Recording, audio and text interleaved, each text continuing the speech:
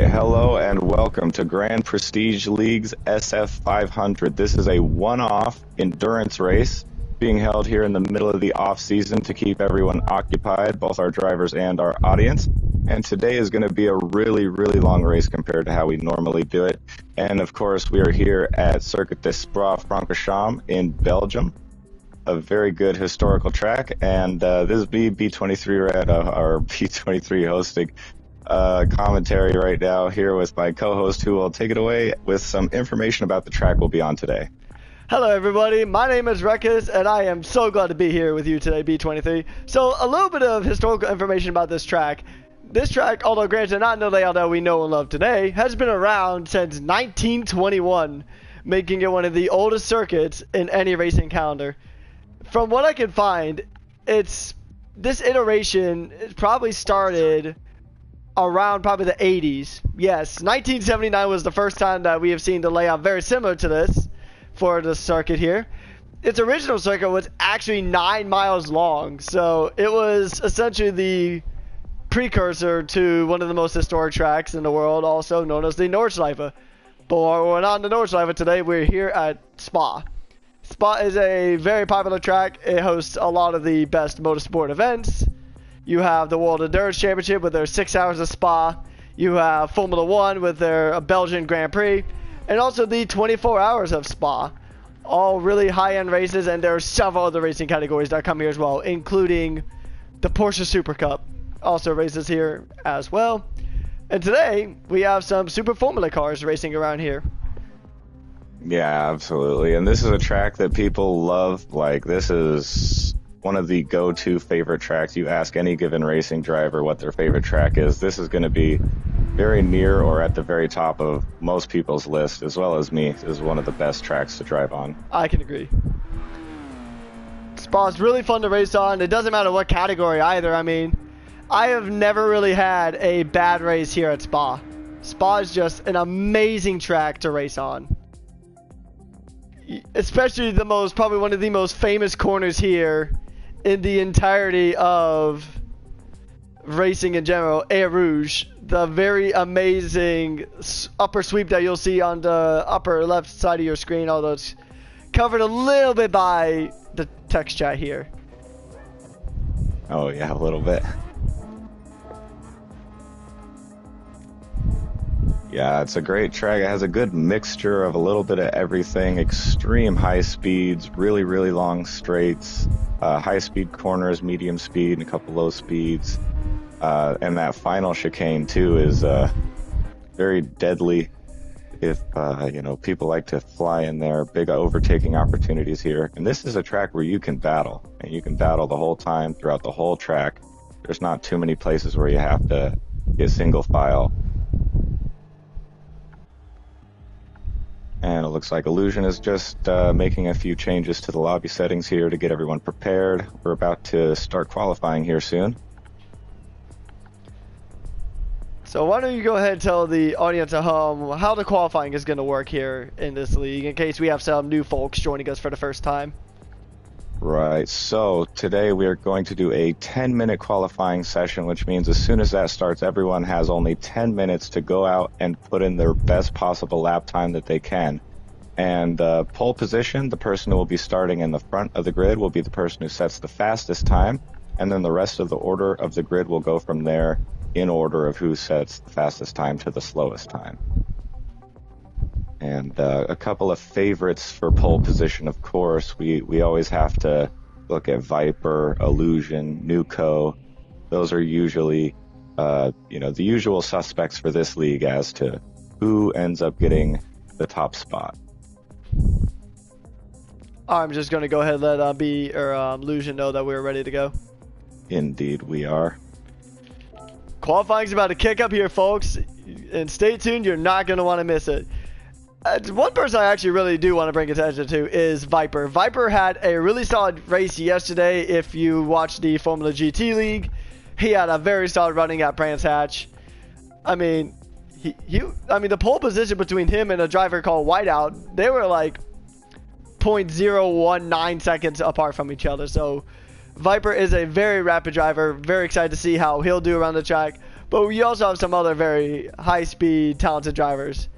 Drivers I know, or I've seen from my experience commentating over at Formula GT. We have Gomez, who was fast. Flaring Aces was also pretty rapid yesterday.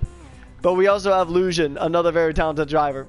So we have some of the best drivers in these Gran Turismo open wheel leagues here today. And I think it's going to be a great race. Yeah, exactly. And I was in that race yesterday as well, which is probably the only reason I'm not in this race today, because I had to split my practice time. And boy, I wanted to make sure that I was super well prepared for this one if I was going to participate, because it is going to be grueling with just the sheer race distance that we're going to have to sit through here. And no whiteout today either, which is a little unfortunate. We always love to see whiteout on track, and he is the current reigning top tier champion for GPL. And so his presence not being here kind of opens up the possibilities a little bit for everyone behind to scoop that up. Yeah, that is something to note. Also, as Lucian is giving us the information, there's a 5-minute break following the qualifying session like we kind of have over at Formula GT. All tire types are allowed, no minimum compound. So unlike some other series where you'll have to run a minimum of 2 specific compounds, whether it be the soft and medium, soft and hard, hard and medium, etc., tires are free reign here in this race. So ideally, you're going to want to, because normally we run the medium as the required compound, and only softs and mediums are pretty much only ever used. But since this is going to be like a 2-hour race or so, the hards might actually come into play. But usually they're too slow in general, but given that pit stops are so long here, we might actually see some hard tire running. Yeah, because here the main thing to know between all these different tire compounds is that you'll have like the hard compound tires are the longest lasting tire, but they don't have as much grip as say the medium or the soft tire compound. I don't think we'll see a lot of these soft tire compound because they're going to burn out too quickly, and like you mentioned earlier, pit stops on this track take an eternity and a half. So I don't think we're going to see many soft tire runnings. I mean, it's possible that if the rain dries up right towards the end of the race, and then we might see some drivers get bold and switch to soft tire, but I think for the most part, we're just going to go ahead and see mostly medium and hard compound tires today. Maybe some intermediates and wets if we run into rain.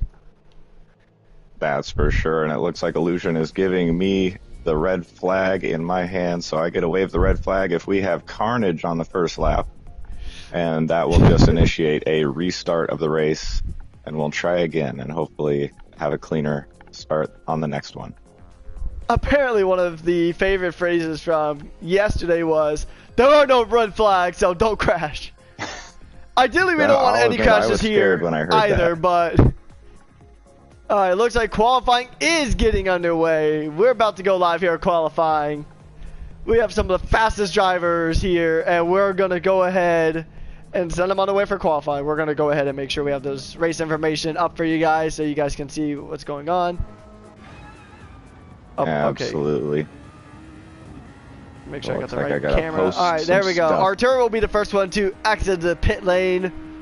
The Dutch branded driver driving this. Actually, very striking purple livery here. I like it. Yeah, he just made that himself here really recently too. I watched him make that livery. Yeah, I know he was a livery designer for a few of the drivers and teams that I'm aware of. Yeah, so like in FGT he did the Project Zero livery and the Deadeye Racing livery. Which they're both easily some of the best looking liveries in that league, although there isn't really a bad livery in that league.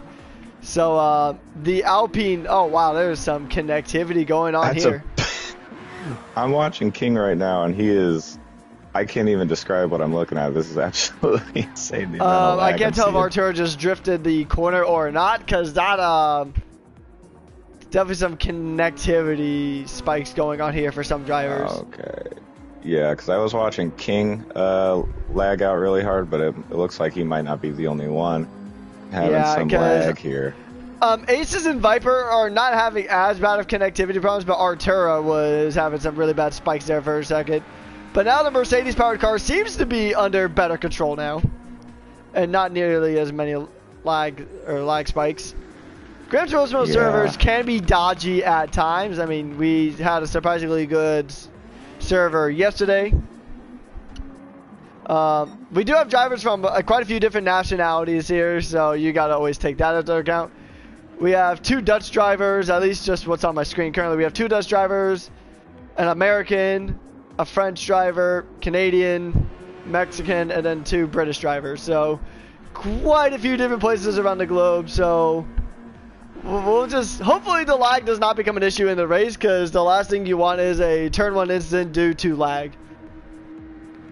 Currently we are on board with Artura, who is going to be the first one to set a fast lap. Just another thing to note is that with Spa being a 4-mile long track, you really don't have, it takes a while to get a hot lap going. So as you can see just from Artura's point of view currently, with a little bit of lag here and there, oh my, that's unfortunate. But it took almost a fifth of the session just doing an out lap. Yeah, you know, I just thought of that too, because it's about just under a 2-minute lap, so 10 minutes for a qualifying session is really not a lot of time. You're only going to get a couple of attempts because your out laps don't count, and if you make a little mistake anywhere in the lap, you're probably going to abort that lap and go right back to do another out lap and try again, and that's going to eat up an extra 2 minutes. Yeah, speaking of mistakes, Artura just spun in, was hit with a half-second penalty too. I saw from Viper's perspective. Oh boy. Yeah, so very unfortunate for the Mercedes-powered car. And I do want to just point out to everyone today too that this is an exhibition race, so there's no points at play here, there's no championship involved here, and also no teams as well either. So these guys are rocking a lot of different team liveries from teams they may be on or were on or things like that, but none of these drivers are actually on a team today, so everyone is out for themselves. It is a free-for-all. And Viper will go ahead and begin by topping the session here with a 1 minute 49.877. He's about almost 2 seconds ahead, or was 2 seconds ahead. Now D-Goat, the Canadian driver, setting the new provisional pole position time in the Porsche powered vehicle with a 1 minute 49 second .202, about 6/10 ahead of Viper. So our top 3 right now is D-Goat, Viper, and Flaring Aces. King is going to go ahead and say, psych, you thought, 3rd place is mine. And we're having a lot of drivers set times. There's a few drivers who have yet to set a time, but so far we have a good amount of time set between these drivers here. Digo going a little bit wide there on that corner. Oh, I mean, not ideal, but currently he's got the provisional pole, so. But you definitely do not want to be making mistakes at this stage, especially with the limited run time. Yeah, exactly. You only get like 1 or 2 good attempts in, and if someone ends up doing it later, then they have a chance to take it off you, so you want to maximize every attempt you have here. And I just want to say too as well, it's good to see King on track too, as he has had a long time not racing with us, and so he's been around for a long time, so it's good to see him back on track for this one-off event here. Even with the going wide a bit, Dico is on track to set a new personal best, which will be a new updated pole time. Yeah, we got Viper here about to cross the line too. He's just, and then he aborts the lap right at the end of the final chicane. He must not have liked what he was doing there. Must not have been quite on pace. Yeah, we're on board now with King.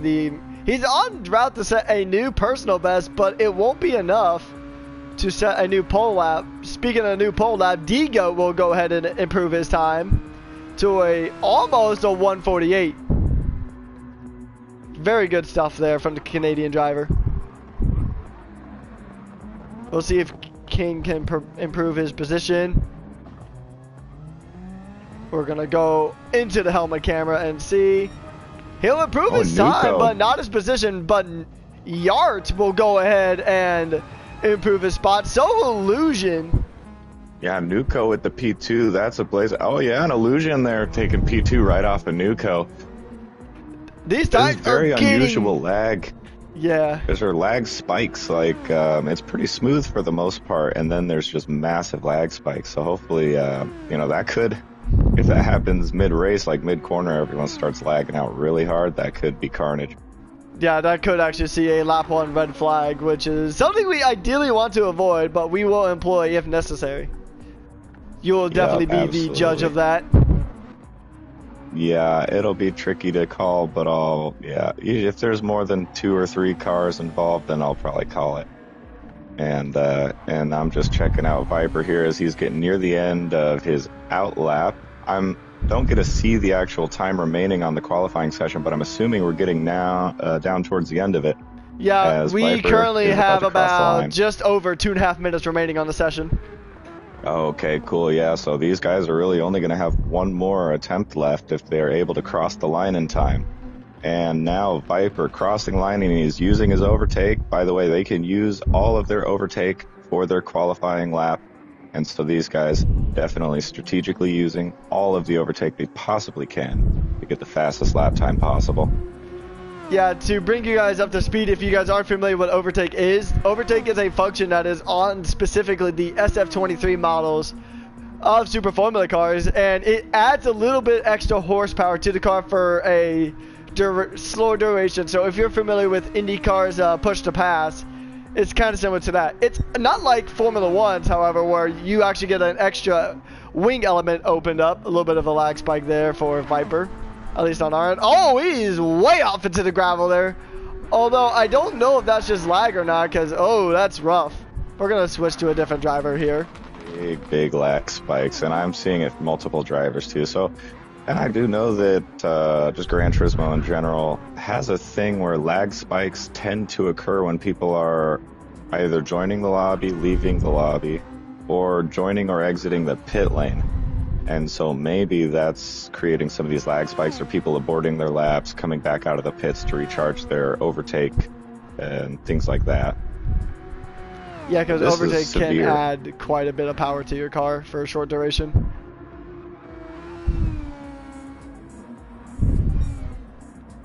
We're going to check in here. So our top 3 is actually only separated. Actually, let's see how far we could go. Okay, top 4 separated by less than a second. So qualifying here is relatively close. I think, let's see, what's the total time gap? Actually, it's about 5 seconds combined from 3rd place to, from 11th place to 1st. Actually, it's even a bit shorter than that now. It's still less than 5 seconds. But Digo is only ahead by 0.3 of a second. Illusion is only 0.3 of a second ahead of Nuco. 3 different nationalities here in the top 3. You'd love to see it. Oh, and it looks like Viper will get one more attempt in that white EXO AMR car there.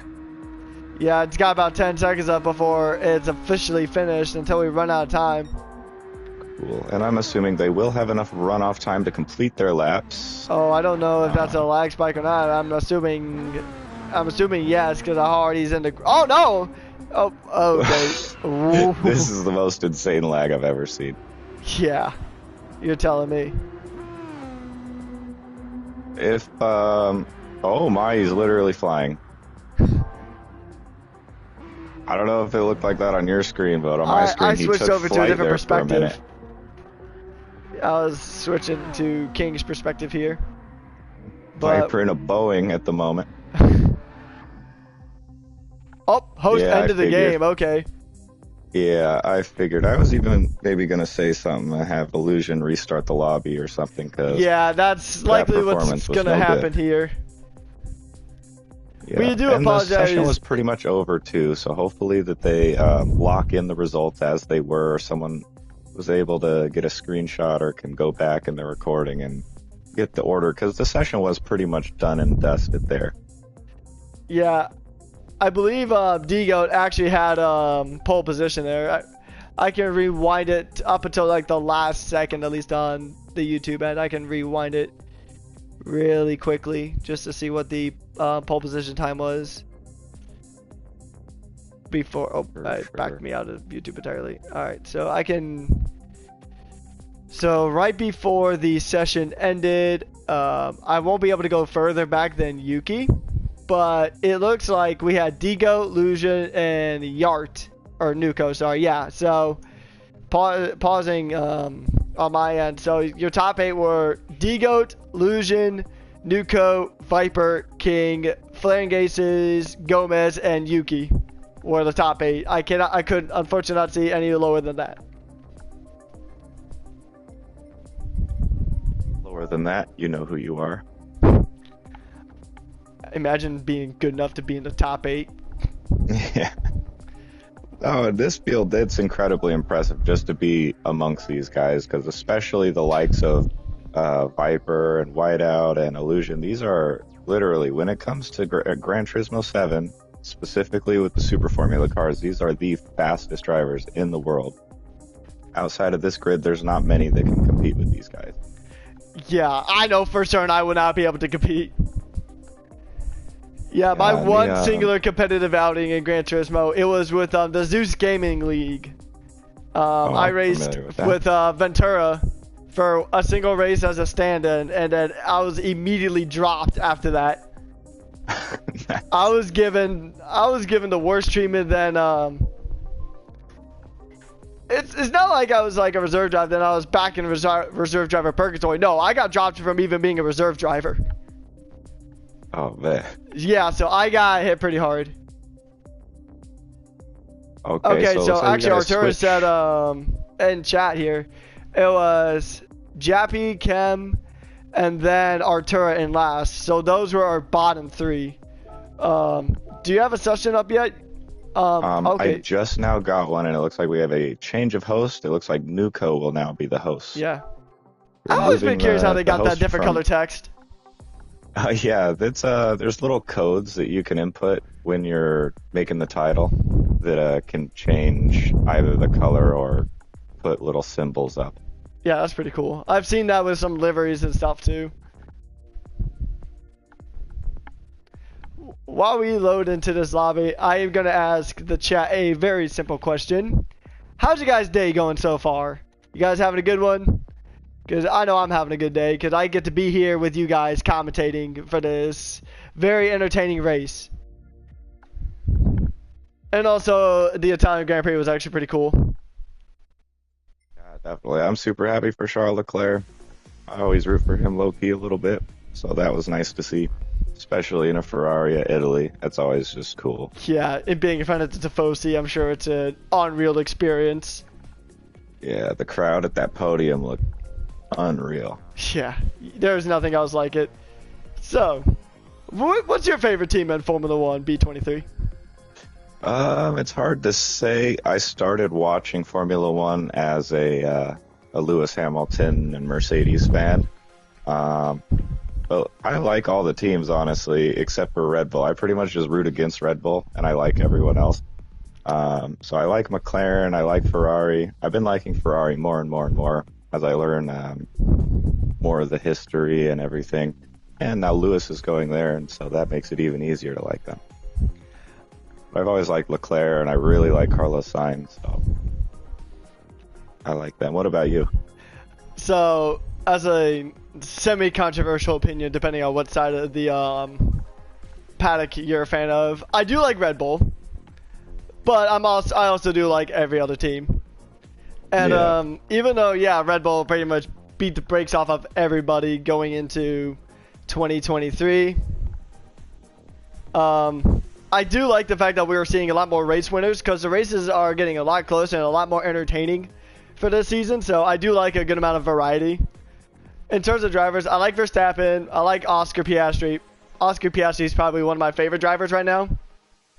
And don't crucify me, Lando fans. Lando's good too.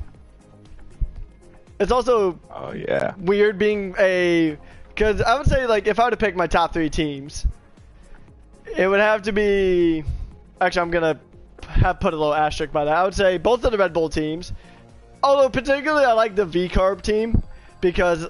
At least what it used to be back when it was like still AlphaTauri, because it was like a rookie team, and I like seeing rookies on the grid. Yeah, I'm a big Yuki Tsunoda fan too, and like the new V-Carb suits especially. I really like the suits they got. Yeah, Sonoda's really good. I kind of wish they kept DeVries for at least a whole season, but mid-season Yeah, changes they do did him dirty. happen. Yeah, he got done dirty. I think he would have done pretty good given a bit more development time. I think so. He probably should have went with Williams when he had that offer on the table. Yeah. And then speaking Look of how much Williams, how do you grace they feel gave about Sargent. Franco? You know, I kind of feel bad for him. This is a great opportunity for him, and now he's getting like this is probably the best opportunity he'll have to get looked at by other teams. But it does kind of suck for him to be able to get his chance in Formula One when there is no seat for him next season, even if he does really, really well. Yeah, The grid is pretty much locked up. Yeah, the only like 2 seats remaining is a V-Carb seat, and then looks like we're about to get back into qualifying. Maybe? Oh no, it's just some setting changes going on for the lobby. Yeah, taking a little poll, and it looks like people are not in favor of redoing the qualifying session. So yeah. It looks like we're gonna have the grid at the end of previous session. Cool. Yeah, so congratulations to D Goats, and super impressive pole position, especially given the level of competition he's against. And I always tell people when I'm streaming these races that D Goats is always a dark horse for these races because he has the pace. Usually you can reliably say he's going to be P4 for the most part. You got your top 3, they're always the top 3 for the most part. But he's always right there, and he picks up the pieces in anytime there's an odd situation. He's super consistent. And so he's always a dark horse to watch for. He could make something special happen today. Yeah, especially starting from that pole position. Now, the tricky thing is that they'll be starting on the outside line. And with how tight the chicane is going into turn 1, it could be very tricky to keep that lead going for very long. Yeah, the La Source chicane is a very tricky one to get right, and even harder to hold the lead on. Because drivers can just dive right up the inside and just sneak that apex right out of first place. So, but it's also a very big opportunity for chaos. For sure. Yeah, that is a great point. So pole position starts on the outside for turn 1? Because if so, that would mean P2 has probably, I'd say, the advantage going into turn 1 here. That is true. So, I mean, hopefully for his sake, D doesn't identify as Lando Norris and bottles it and going into turn 1. Turn 1, lap 1, or lap 1 in general. But I mean, it's still very it's very likely that we might see, if somebody does decide to go straight for that inside going into La Source, it could be we might even see that red flag because somebody might just go bowling. That's for sure. Yeah, and I do want to say too that the likelihood is maybe slightly higher because I am impressed with these guys' ability to get through lap 1 really clean for the most part. But this is also because it's kind of a one-off race, exhibition race. This is a mixed grid where we got a lot of drivers from the lower tier class and from the upper class. So there is going to be a big skill gap and pace difference between some of the top guys and some of the bottom guys. And that'll translate to just general skill too. So we might see that reflected here in turn 1. Hopefully not. Yeah, another thing, a good point that you kind of brought up with the pace gap between the front of the field and the back of the field. Some of those leaders might be running into traffic a good part way through, so traffic could be a factor here because it was almost a factor. It might even been a full factor in yesterday's Formula GT race at Brands Hatch. Absolutely. I had to jump out of the way of the leaders a couple times yesterday. Because Viper and Whiteout were just going at it. Yeah, they were bumper to bumper flying through, and I had to park it in a really awkward spot, and they almost touched, but it was clean. So traffic can definitely come into play. I've seen many instances watching the race back from yesterday where, when one back marker gets out of the way at this spot versus that spot, and it does cost the lead driver's time. Theoretically, they're supposed to be like invisible and not affect the lead driver, but you know how it is. Even just dirty air is super detrimental to these cars in particular. You can lose probably upwards of 50% of your downforce going into a corner when you have dirty air. Yeah, and also not to mention it can add increased tire wear to your tires, which can, especially on a longer track like this, you're going to want to keep, or longer race in general for race distance, you're going to want to keep as much tire life as humanly possible. And I think tire management is also going to be a very key factor coming into this race. Absolutely. There's going to be an increased emphasis on tire management this race, given that the distance is so long. And as well as you're saying, too, with the dirty air wearing the tires and stuff, post-update, for those unfamiliar with Gran Turismo 7, there was a massive update recently that completely changed the physics, including the way the tires warm and wear. And now I think there is even more emphasis on the driver's ability to manage the tires. And so if you're really good at tire management, the tires will probably last you even longer than it did before the update. But if you're not particularly good at it, it will last you way less than before the update. And as the tire wear starts to ramp up, the rate of wear ramps up even more. So it's a compounding effect if you don't take care of these tires really well. Yeah, especially because some cars really benefited from the update. Like especially some of the Group 3 cars, like specifically the 650S McLaren got a pretty nice buff with this update because I think it was a boat previously. Oh yeah. But in regards to these cars are extra snappy now too, from what I've noticed from the last few times I've tried to drive it. So it's going to even be trickier for these drivers to keep it on the track. Okay, we're going to check in on some outlaps real quick. But as I was saying, it's even trickier to keep the car on the track, let alone manage your tire wear. So tire wear is definitely going to be a key factor. It appears that the lag has actually really calmed down. Not even any lag at all from what I'm noticing now. Yeah. So yeah, maybe the host change now. was needed. I see a very slight bit of lag for Azure here, but it wasn't really major, and it was really only for a small second. And I've seen very small amounts of lag from D-Goats, but that's to be expected. D-Goats is a notorious lag guy. He lags very heavily in most races, but he was saying that he was getting his internet looked at and fixed or something like that, and he actually looks like he is lagging significantly less than he normally does. So that's really good to see, because a lot of people mention that it's scary racing really close wheel to wheel with him because of those lags. It increases the hitbox beyond where the actual physical car exists, and so you might not even make contact, but you'll get pushed right off the track type thing. Yeah, it turns what is normally a very skinny open wheel car to basically running into a semi truck. Absolutely.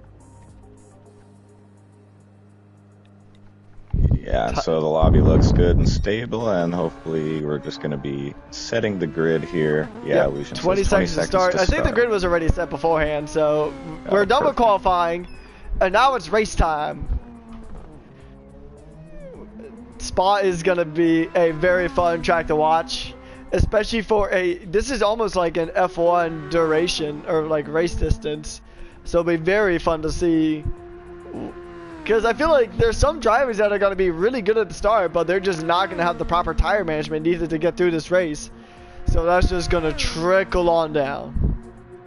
Absolutely, yeah. So tire wear going to be a big factor as well. But with a race this long, these drivers are not used to doing this race distance, especially in these cars. And so we may even see, as the race goes on towards the later stages of the race, the mental exhaustion start to play into there, where some people just are going to have a hard time focusing so strong for so long, corner by corner, over the course of that many laps. I think it's 75 laps today. Yep. Yeah, so that's huge, especially on a track that's as long as this. This is considered a very long track. Sorry, correction, 72 laps, but still, you're in the 70s.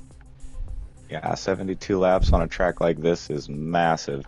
The SF500, the 500 stands for kilometers, so we're going to be doing about a 500-kilometer race distance today. And it looks like we're about to start here. Yeah, and also something to consider is that while the tire wear rate is actually increased for this lobby, so we have a 4x tire wear rate for this session. Although actually no, wait. Yeah, this is specifically for this event. The fuel wear is not as high, but alright, we're gonna have those 5 red lights go out. And it's lights out and away we go. It is a great start for Viper, who is about to make up a position, and he does, but it is going into a Rouge. I actually just noticed that they did not even start before the source. They started like somewhere in between for that straight. Yeah, they started on the they started right after the source, so that's interesting. Yeah.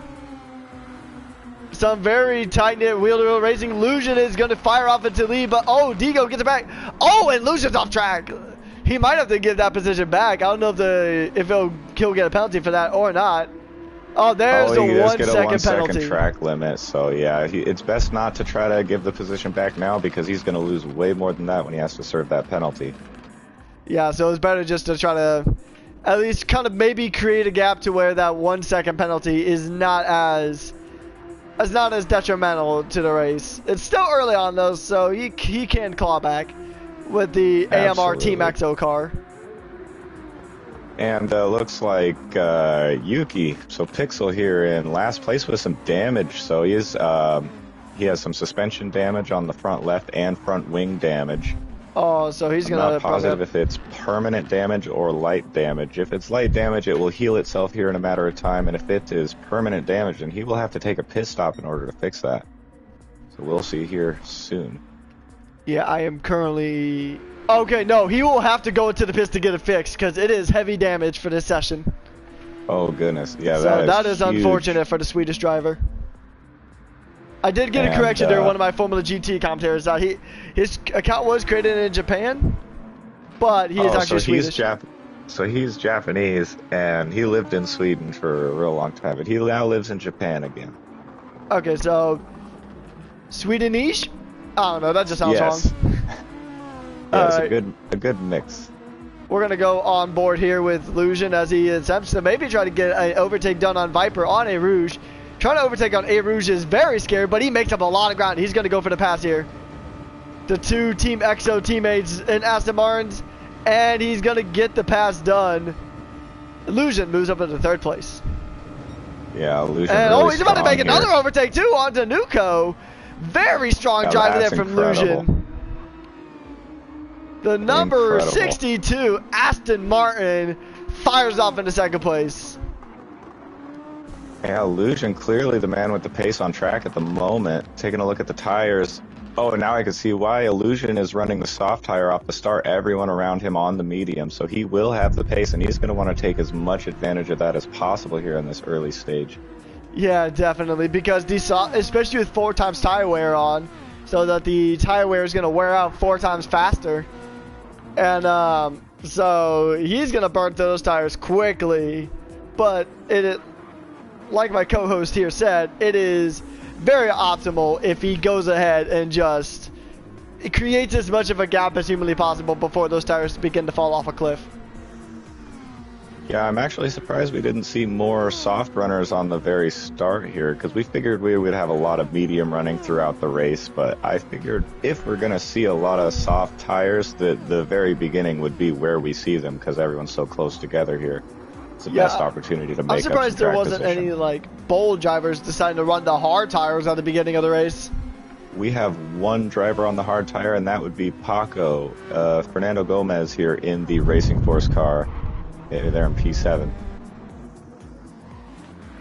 So yeah, because I remember Gomez last race and Brendan Tachi. Oh, he's getting a little squirrely there too. Just that little bit of lack of grip from the hard tire, getting him a little bit squirrely. Yeah, but right on cue, that's a Lamborghini powered car. I just noticed. Man, I feel bad. I kept calling it a Ferrari throughout the entirety of yesterday. That's okay. It used to be a Ferrari slash Alfa Romeo. Yeah, I think that's what it was and during now they're preseason, but I Lamborghini. think they transferred over to Lambo. Yep. Yeah, Gomez, always solid, always a very consistent driver, but yeah, right on cue, showing us the characteristic of that hard tire getting a little squirrely out of the turn one there. But good pace, and it looks like we got really solid running from all these cars, kind of just finding a bit of space now, and now it's just time to see who has pace. As Illusion is closing in on P1 now. Only a couple of tenths separate Illusion from the very first position. Yeah, and so it looks like he's not getting the most out of those soft tires as he would have wanted to. And right now, Illusion actually has the fastest lap of this race. And so he's looking on track to even increase that, or make that time even quicker for fastest lap. Yeah, and it looks like he'll be just out of range to try to make a lunge here into the final chicane, so he'll probably want to set up a pass on the Camel straight right after Eau Rouge and Radion. Getting a heap of dirty air through the final sector there kind of hurt his ability to close in all the way, and that's a thing that they're going to be struggling with. As you try to close in, if you start hitting these high-speed corners, you're going to start to not close in anymore. Yeah. So Digo will now have the official fastest time in the Porsche-powered vehicle. It's crazy that, like, these things are powered by 4 cylinders. It just blows my mind that you can get almost like 600 horsepower out of a 4-cylinder. It is nuts. And plus, Illusion on the overtake, too. He's already used a quarter of his overtake. Which is not entirely recommended, especially because you got 72 laps of racing here. So, I mean, you don't want to burn up all of your overtake, because here's the thing, too, you got to note, is that the medium tire is going to outlast the soft tire by a pretty good margin, so trying to burn all your overtake by lap 4 is just not recommended.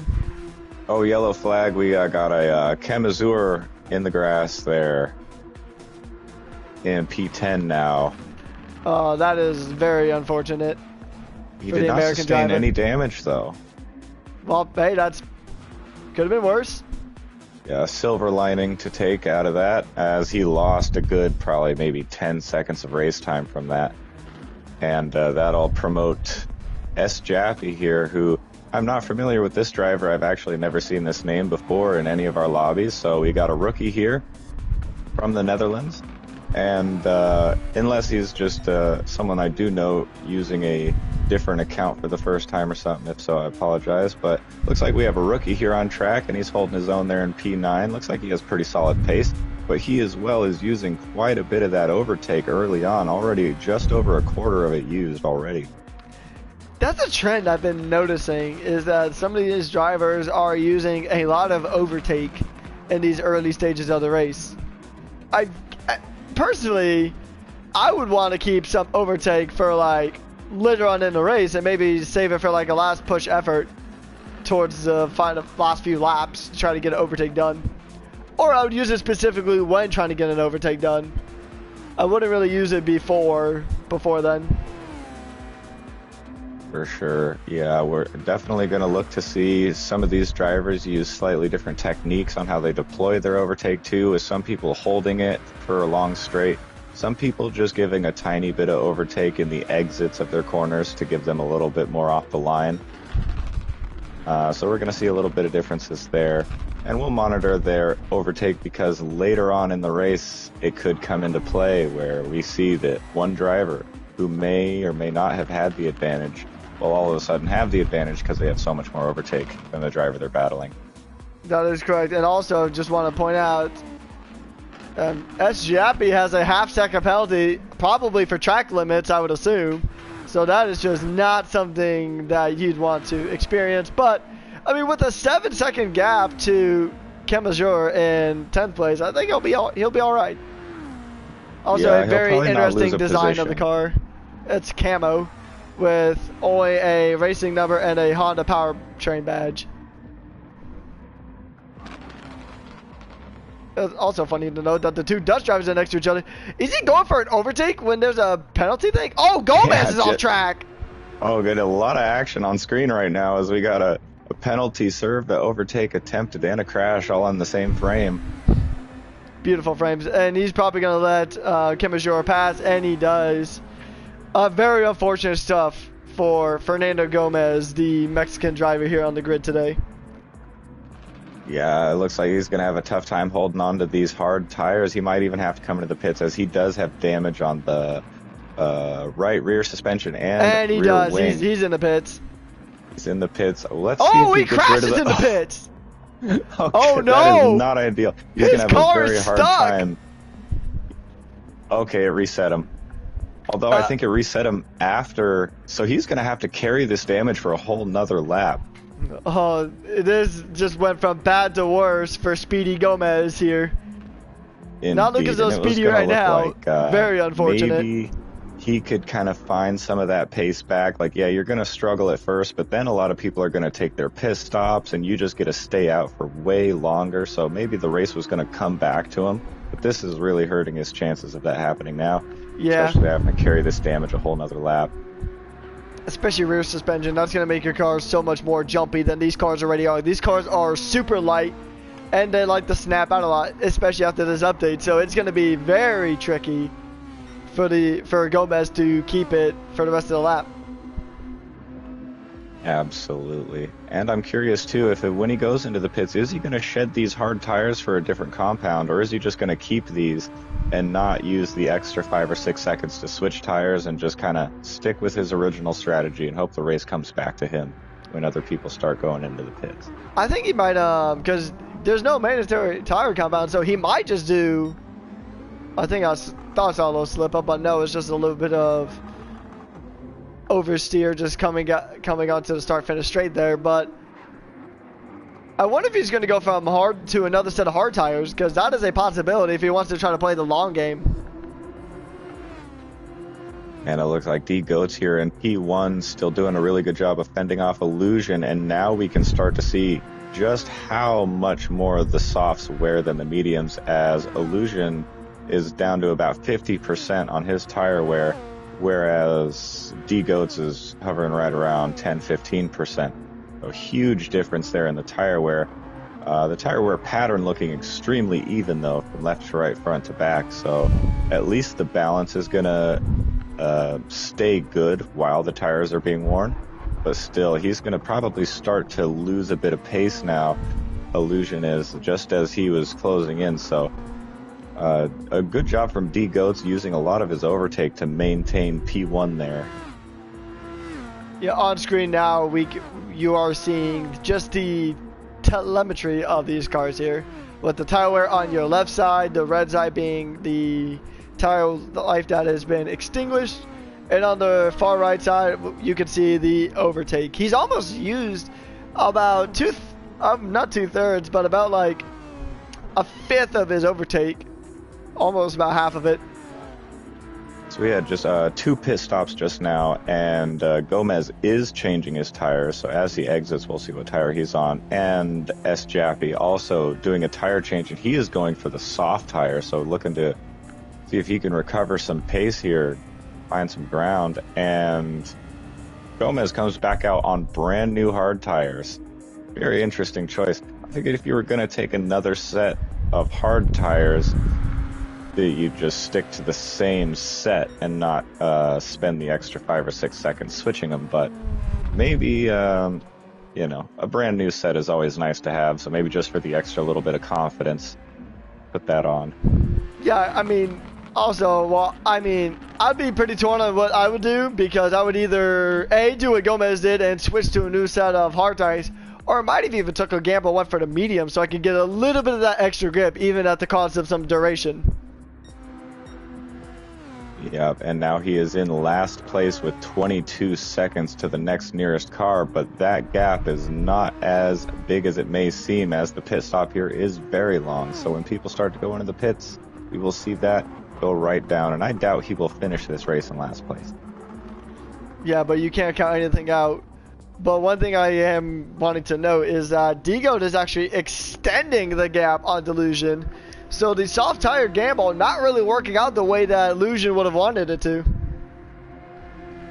Yeah, he had a great start, but then I think that penalty hurt him really bad. Had he not had that penalty, he'd probably be miles down the road right now. Possibly, but that 1 second penalty really did not help his case at all. But also, Digo is still just extending the gap. So I think even at this stage, Digo would have been closing that gap a bit just because of the extra bit of tire life that he's going to have. Yeah, at this stage in the tire wear, he definitely would have started to come back at him now. As we can definitely see, the lap times are falling off a little bit from Illusion here, as those tires are now solidly in the drop-off phase, and we're going around the final chicane to see if he goes into the pits, and he does. He's getting rid of these soft tires as he knows that his lap times are not holding up, so he wants to maintain a very high average. He was the tire about, he switches to. Yeah, just going off of lap 7 for both cars. So Illusion had a 154, and on that same lap, it was a 153, about half a second off of D-Goat's pace. So I think those soft tires were really starting to fall off a cliff there.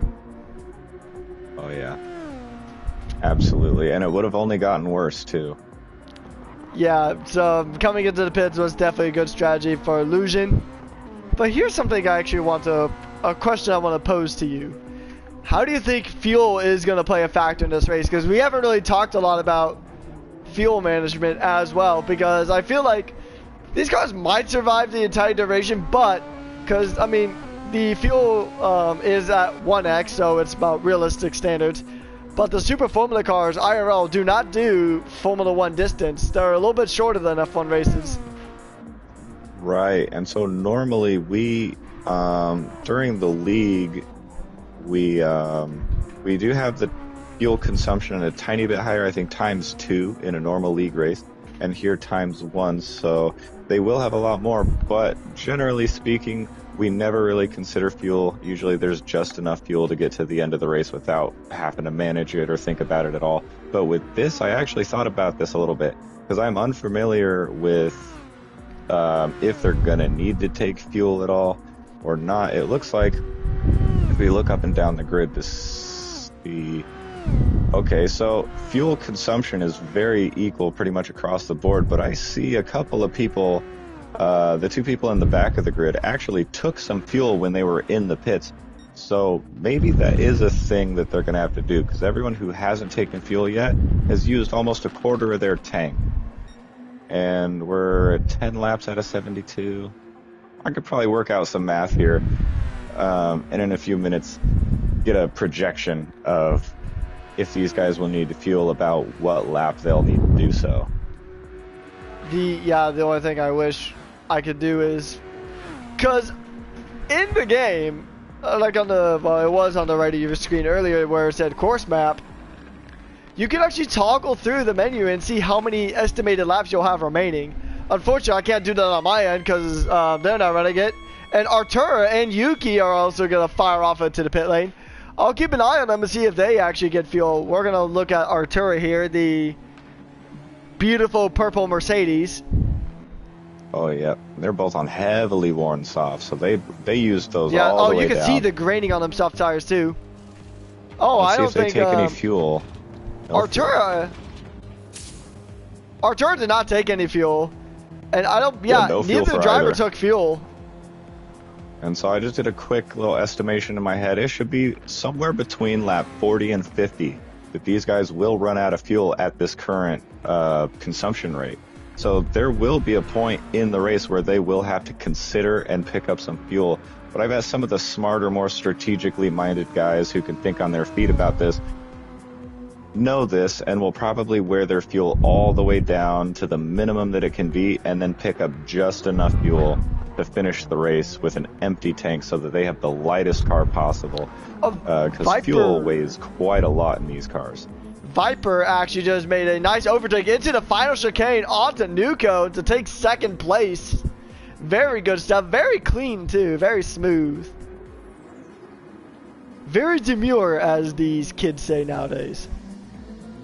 Indeed, and Nuko having just a bit more tire wear than Viper, but it's actually maintained itself pretty well for the most part here. Nuco has a really aggressive driving style, and usually it doesn't help his tire wear as much. Usually out of the top 3 guys, his tire wear is just slightly worse than the others around him, but it looks like his tire wear is actually very average compared to the whole field right now. So doing a great job managing those tires is Nuco. As we have stressed several times, tire management is going to be a very key factor here. But so it might be fuel management. And something I actually thought about, which you can do. I don't know if there's any rules against it in this league. I'm not assuming there are, because normally fuel isn't really a issue. But do you think we're going to see some tires actually mess with their fuel map and go for a bit of a leaner power mode? So they'll get less power, they'll be a bit slower, but their fuel is going to be a lot more conserved.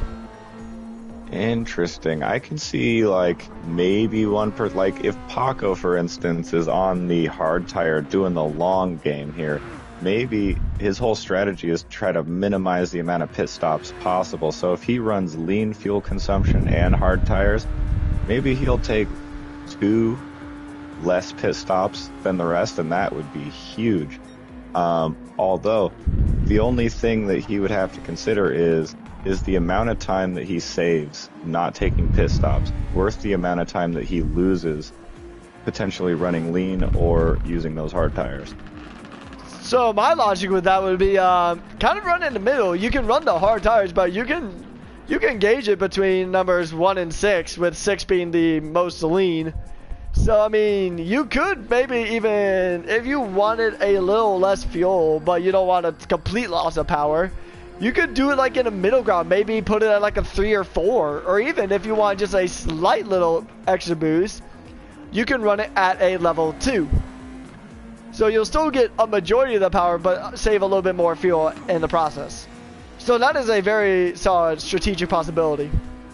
Indeed. So these kinds of things will have taken, for the drivers who did calculate this stuff out beforehand, this would require extensive amount of testing, especially given the race distances that we're running here. So if anyone actually did work that out, good on you, because that is a very intricate strategy that you have to work out here today.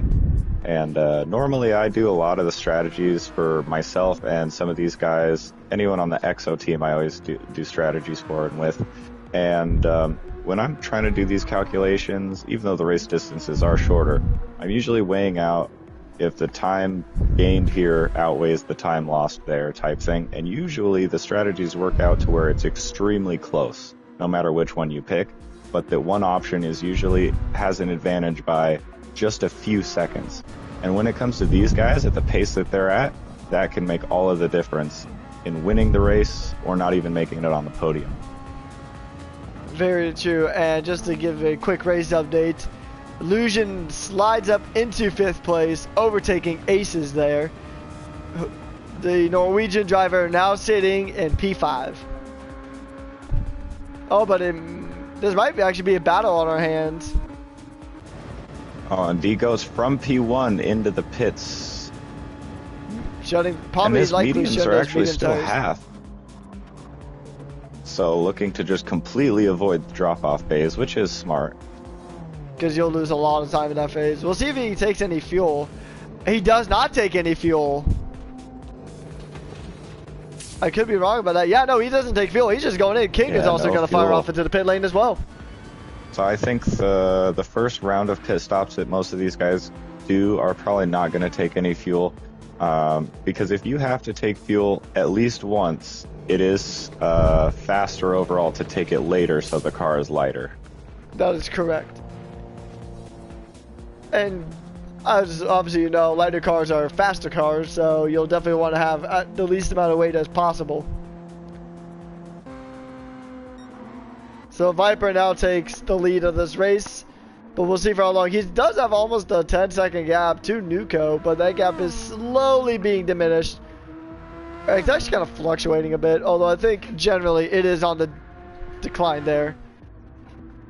Yeah, and so D-Goat's going from medium tire to medium tire, Illusion going from soft tire to soft tire, so very different mindsets for these guys going into it here. And the gap from P1 when D-Goats went into the pits was 5 seconds when he entered from Viper. So by the time Viper comes into the pits and comes out, we will see just how much ground was either lost or made up from this overlap period here. That is very true, and I think D-Goat is catching up to Flaring Aces here, looking to reclaim 4th place on his outlap. That fresh bit of rubber is going to be a massive benefit to D-Goat because the tires are just going to grip better, so you can have more confidence and be more aggressive coming in and out of these corners. And you're less likely to have any kind of slip up. He's made up almost a second in this lap alone.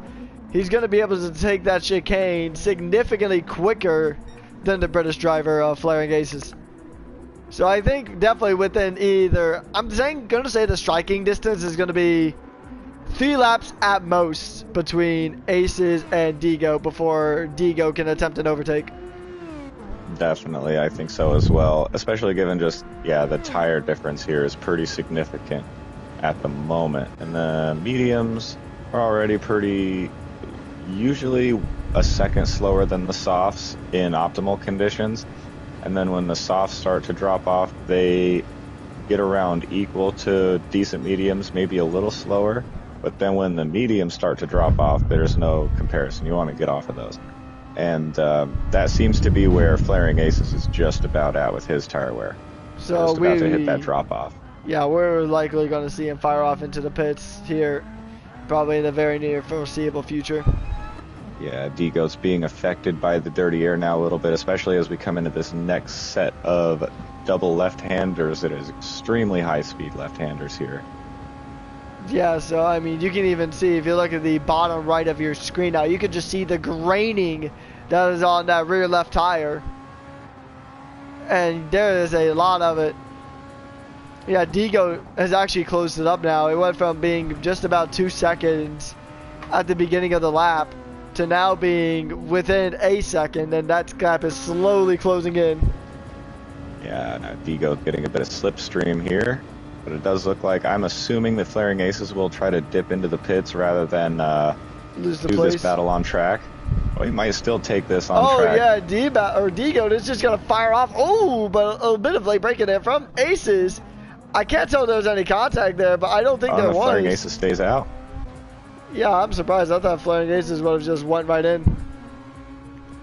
I was a little concerned that D-Goats goes for it on the inside, and maybe Flaring Aces was planning on going into the pits and not battling, and D-Goats maybe blocking his path in while shooting up the inside, but turned out not to be an issue as he chose not to take the pit stop this lap. So very interesting. Maybe he's just going to extend these mediums as long as he can, or maybe just one more lap. Very interested to see what Flaring Aces does from here in that gold Toyota car. Yeah, or maybe he was actually heavily considering that pit, but then maybe got blocked off by D-Goat and then just decided it just wasn't worth it to try to like lose a bunch of time and cut across the pit lane to get that so very sweet 3-second penalty for cutting across pit lines. Precisely, yeah. So I mean, that is a good point too. We do have Chem actually firing off at the pit. So does Jappy. The medium tire and the soft tire being shedded, but we'll see what they're going to be switching to if they do switch to a separate tire compound. I don't think we're going to get any specific, like, I don't think we're going to have any fuel changes or fuel adding, so. Oh no, we actually do see some, I think a slight amount of fuel being added to Chem-Azure. I think a little splash. Jappy topped off completely. We'll see what Artura does here coming into the pit lane now. Oh, Artura had damage coming into the pits. Both of his front tires' suspensions was damaged, as well as his front wing was damaged. I think I saw in chat somewhere that there was some damage on one of the cars. Gomez actually has a blue flag to let Viper go by. We're already starting to see lapped cars here. Blue flag, and Viper is going to get the benefit of this here as he is on the perfect spot to overtake a blue flagged car here as he gets a slipstream all the way down the Camel Straight. Actually, he might be just okay, no, he pulls over just before we get into the medium speed chicanes here.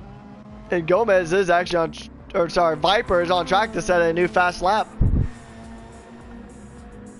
So that is definitely gonna be a massive benefit to him.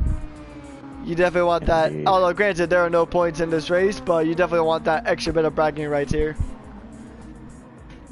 to take a win and fastest lap. We're going to see where Nuco is looking at potentially, like, he's maintaining his gap to Viper, which is extremely impressive given the state of those medium tires, but he does have Illusion closing in on him on his worn softs, and neither of these tires are in particularly good condition at the moment, but worn softs are generally better than worn mediums, so I would still give this advantage here to Illusion at the moment. And he's on that overtake too, so he wants this position.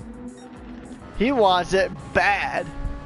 He's already used over half of his overtake now. We're only on lap 16, so hopefully he doesn't end up in too tight of a situation later on, because that might cost him. Yeah, I mean, I would be a lot more conservative on this overtake. Like, ideally, you want to be around lap 30 or so. And he's just going to go ahead and fire off and just get the pass done going into the final chicane of this lap. Good stuff from Illusion there. Contrary to his namesake, he was not an illusion, but he was there and gone. He's up at the P2. He was very much visible in that. He was very good car placement too, slotting in just in front of Nuco just before taking the turn-in point of that final chicane there. Very clever stuff. And very clean too, so there was no contact between either driver, neither the Aston Martin or the Toyota. Indeed. I'm always impressed by just the absolute pace that these guys can maintain with how hard they're battling and how close they can be without making contact. These guys are the best of the best when it comes to not only just overall pace, but their racecraft matches. That is very true, and that's why they're the top of the top here at the Grand Prestige League. Very good stuff from these drivers here. I wonder if we'll get another battle potentially between Nuco and Illusion. Not very likely. Yeah, Illusion had kind of a slow exit into one of those things. Nuco closed right up, but now it looks like Illusion, now where we're getting to the high-speed part of the track, can stretch his legs out and build a bit of a gap, as we're already up to a second now, the gap from P2 to P3. But here's something to note too. I believe they actually might be coming up on traffic here in the foreseeable future, so we'll see if that has any role to play. Indeed. I don't know if they... I think I saw like a glimpse of a blue flag earlier, but I might have just been seeing things. Oh, we were seeing blue flags. They're on track. I think they were for Gomez, but in this game, it does show you the blue flags pretty early. So you don't necessarily have to immediately get out the way when you're shown the blue flag. It is a good prior warning. So we'll probably see those again here soon, as P2 and P3 have yet to lap Gomez. Yeah, I believe that's the driver that they're coming upon now. But the gap between these two to P1... Okay, so Nuco is in the pits, which allows D Goats to re-inherit P3 back into the podium positions. And the gap to P1 is actually coming down a bit. So it was being maintained really solidly at about 8 seconds, but now it's just under 8 seconds. So very, very slowly that gap is coming down. Very true. Nuco does not take any more fuel with him. He's just going to take a new set of tires and back on the track. Yeah, I believe he went back to another set of mediums. Use all his fuel. Yeah, mediums it is. Yep. So from, I believe, medium to medium, I think that was the transition he made. Yep. He comes out just ahead of King. King does have a bit more momentum, so maybe we'll see a fight. But Nuco is on fresh new slicks. But King is just going to go for it. Yeah, King also, his tires are pretty new himself, and they look to be, with the amount of wear it's at, these tires from King are probably in the optimal operating window right now. Probably perfect temperatures and everything right now. Yeah, so I'd give the slight advantage to King with the tires. Yeah, emphasis on the word slight, because right now it looks like Nuco is just peeling away now and extending that gap ever so slightly, but it does come down a bit. I think it's just in that kind of state of flux, because if you're unfamiliar with it, Tires do need to warm up before they get the optimal amount of grip. Arturo is actually out of the race. Arturo actually has either lagged out or just left the lobby entirely. That's unfortunate from Arturo. We'll see if he gets in the comments here in the race stream and lets us know. Otherwise, I'll try to find out if that was a disconnect or if he was upset with how his race was going and did that on his own. Yeah. Oh, actually, we see a spin. I think Lucian spun. Yeah, Lucian spun. Uh-oh. Lucian has Where now did he spin dropped. at? Yeah, He those must have went either too much on the tires or just went in too high coming into La Source and then just lost 2 positions there to Viper and Digo. He lost a lot of time there. That's unfortunate there for the Norwegian driver. Yeah, still in a good overall position, but yeah, it really hurts his chances to be able to fight for something higher. Very big gap unfortunate down to indeed. P4 though. Although that gap down to P4 is including a pit stop, so it's actually not as, like, the net gap between them might actually be Nuco in net P3 given that. I think so, because I think the time lost in pits exceeds 20 seconds. Yeah, because this is one of the longest pit stops, and not the longest pit stop in the game. Yeah, it's got a weird entry place too. It takes you through the whole start-finish straight, and then it wraps you around, like, and the exit. It's a very weird long pit. And pit stops in this game generally do take a bit longer than in some other games, such as F1 24 or Forza, for example. So And I'm assuming we're going to see Illusion into the pits. He did spin, but he has no damage on his car, so that is good. That will save him some time from repairs and just the lack of pace from carrying damage, so that is very lucky. yeah, I think the only damage he might have sustained is to his ego, but now he's going to go into the pits. Well, so far, Illusion went soft, so we'll see what he does here, if he keeps that trend going or if he switches up. Yeah, it is very possible we might see him switch up. And also, curious to see if he's actually going to get any more fuel, too. Gonna go into the pits, we'll go ahead and see. No repairs need to be done, which is great for his race. And no fuel. Yeah, he didn't take any fuel with him, so he will have to make another stop here. He's about half a tank. Maybe a little over half a tank, but we'll just have to see. The line, it'll update his tire, and he's on the medium. Okay, so he did switch to the medium tire compound, which is very good. So soft, medium so far for Illusion. Yeah, so I don't think we'll actually see him run the hard. I think he'll probably try to go soft, medium, then maybe a hard towards the end, or maybe he'll switch back to another soft. Yeah, we'll just have to see how long he makes these medium last for. I think the hards just are a little too slow for them to be viable. Yeah, because we haven't really seen, I mean, Gomez was one of the only people to start on the hard tire, and granted, he had a massive spin, which put him at the back of the pack, which is very unusual for the Racing Force driver.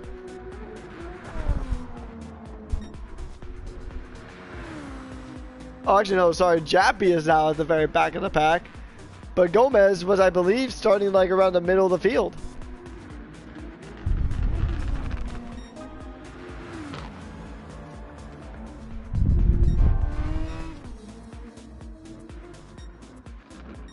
So far, not really any, like, close battles to watch. I think the closest battle is between Illusion and Flake, and that's still, like, about 3 seconds apart. Okay, and I got word from Artura that he disconnected. Unfortunate. You hate to see it. Yeah. Having your entire race just shut down due to disconnect. Yeah, it's only happened to me one time. Experience. Yeah, I've disconnected one time from a league race. It was last season at what's it called, the Grand Valley Highway, and it was traumatizing. I don't think I've recovered from it. Yeah, especially if it's like I mean, the only like silver lining to disconnecting in this race is that it's not a points playing race, so you're not gonna be like jeopardizing your personal standings or your team standings. That's for sure. I don't think I've ever disconnected during a league race or one of the Manufacturers Cup races, but I have seen it quite a few times.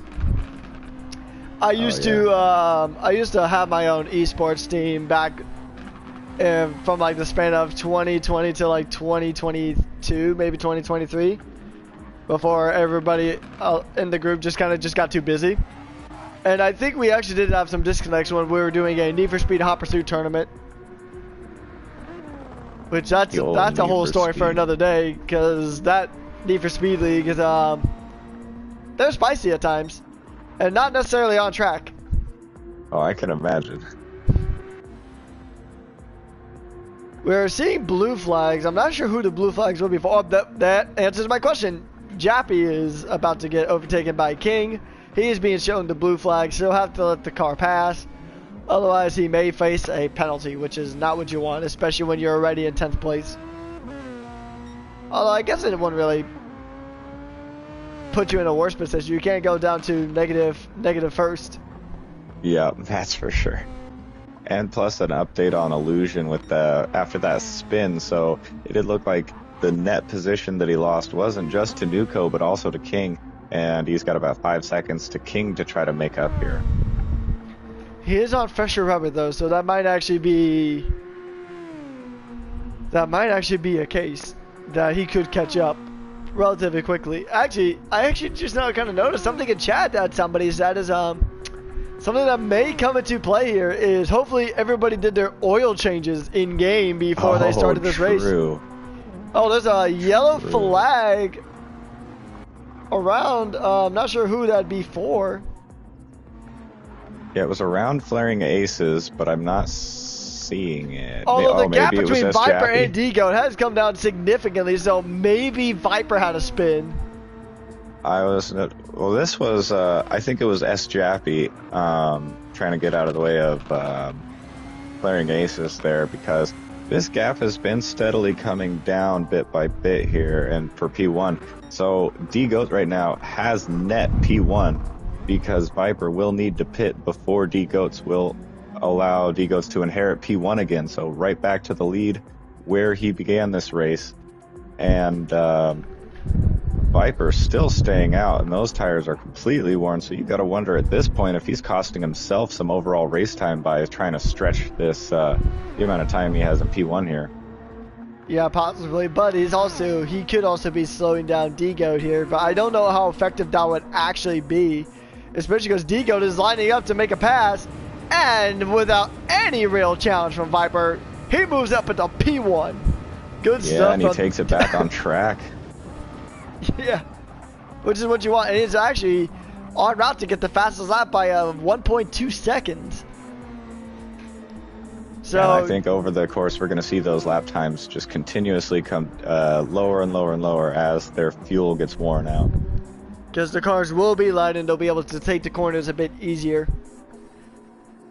Yeah, we might even have fastest lap on the final lap, as by then these cars might even be like quali spec levels.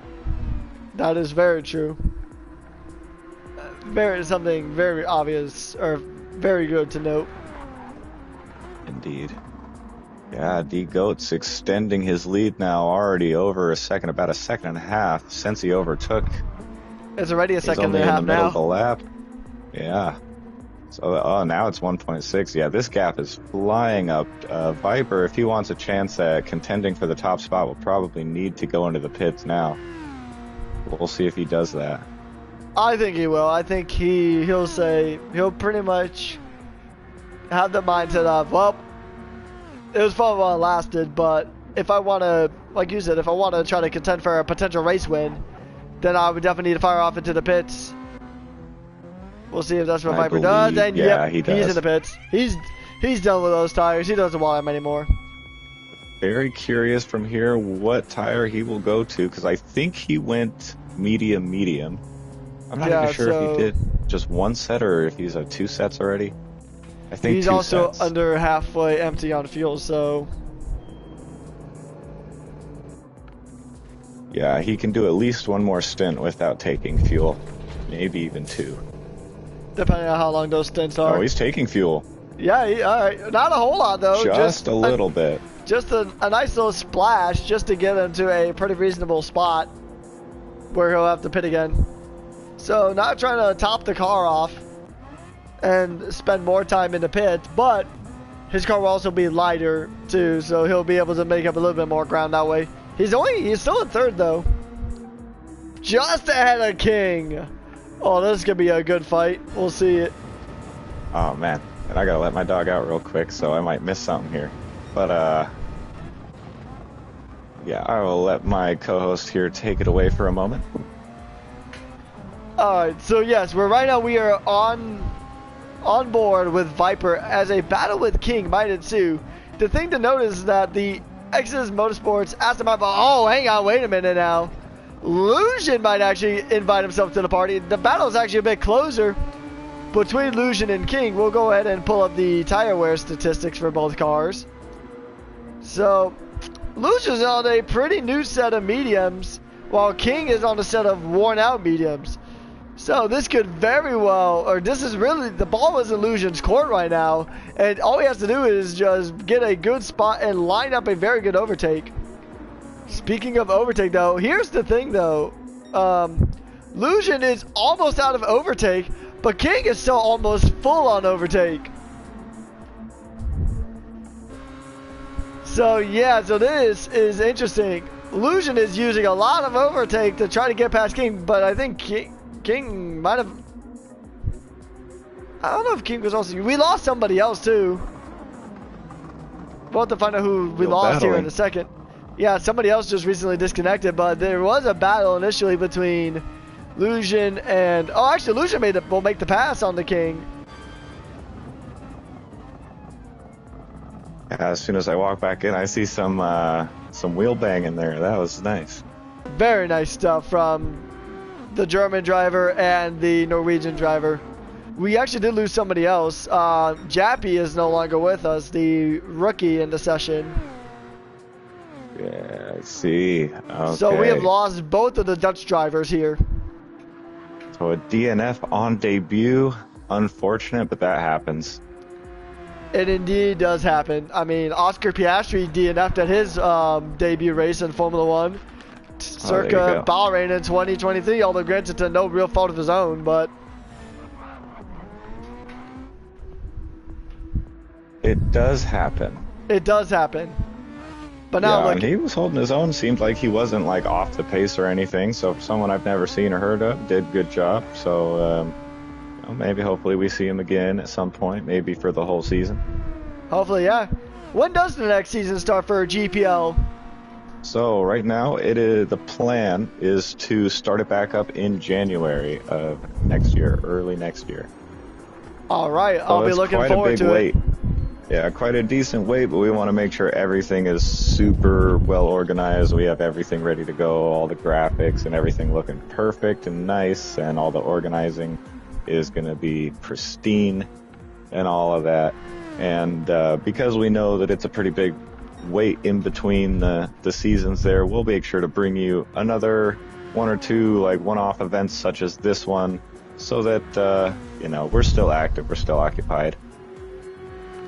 Very true. And there's also a good amount of these drivers that race in several leagues, so they're still getting their practice in regardless. Absolutely. And this is the league that a lot of them are practicing for, because this is the one that I think is the crowning achievement for Super Formula Racing and Gran Turismo 7. I think this is the pinnacle of it, is Grand Prestige League. And so you guys are definitely going to want to stay tuned to any other one-off races we may have. We may even try out a non-Super Formula one-off race some point during the off-season before the next season starts up. So if you guys are watching here on YouTube, make sure you like and subscribe so that you get any stream that we do here next. And as well, I posted our links for this stream to our Instagram, and so feel free to go follow the league's Instagram as well. That is at Grand Prestige League, and you can get updates as to what races we're going to be doing and upcoming things about the drivers and teams as we gear up for our next season. Very good stuff. Yes, be sure you have liked and subscribed if you haven't already. Because you guys, I mean, you're seeing some good racing here today. Just wait till points are going to be on the line, and you know these drivers are going to be giving it their all. If they aren't already, then they'll be giving their all and then some. Yeah, they tend to find that little bit of extra specialness when it comes to when points are on the line, fighting for championships. It gets spicy. Speaking of giving it his all, Lujan almost gave up all of his overtake meter by lap 26. He is only down to like 25% of his overtake. He's burning a lot of it, trying to catch up to Viper to reclaim third place. So, I mean, do you think he's using all of his overtake too early? I would say it was probably smart to use some of it early on while he was on the softs just to maximize his highest pace potential there, but ooh, these cars are getting really close now. Going into a Rouge. Okay, he's gonna back off because that could have resulted in a massive collision between the two. But he had so much velocity going through that Rouge, and he's gonna go around the outside. He's gonna make the overtake on the Viper. Lujan is now up into third place. No lunge from Viper either. He makes it stick. Very good stuff. Very clean racing from these two drivers. Yeah, and Illusion is quite the tactician when it comes to this. He's very smart when it comes to setting up his overtakes. They were going wheel to wheel through a Rouge, which is very risky, but Illusion is the one that backed out so that he could have the slipstream on the Kemmel Straight and have the advantage. If you are in second place going through a Rouge, you are in a better position. That is very much true, because you're in a prime position to slipstream going into the Kemmel Straight. But if the car in front of you messes up or gets a little too squirrely, then you might be in for a rough one. Absolutely, an Illusion doing really good there, making it stick, and now he's pulling out a bit of a gap, but Viper's still very close, maybe even within a lunge range if he wants to try something insane here in the chicane. I don't think he will. These guys are smart. But, I think Viper's actually been consistently closing that gap. He's not going to go for a lunge. I can see that he was considering it, but he decided against it. Yeah, it might be setting up for revenge at the Kemmel Straight there. Or it might even try to dive it down the source, but yeah, he wasn't close enough to try to dive around the source. He does go a tad wide though on the exit of La Source, but now we're coming up with the Air Rouge. And this is possibly where the overtake's going to happen if we see one.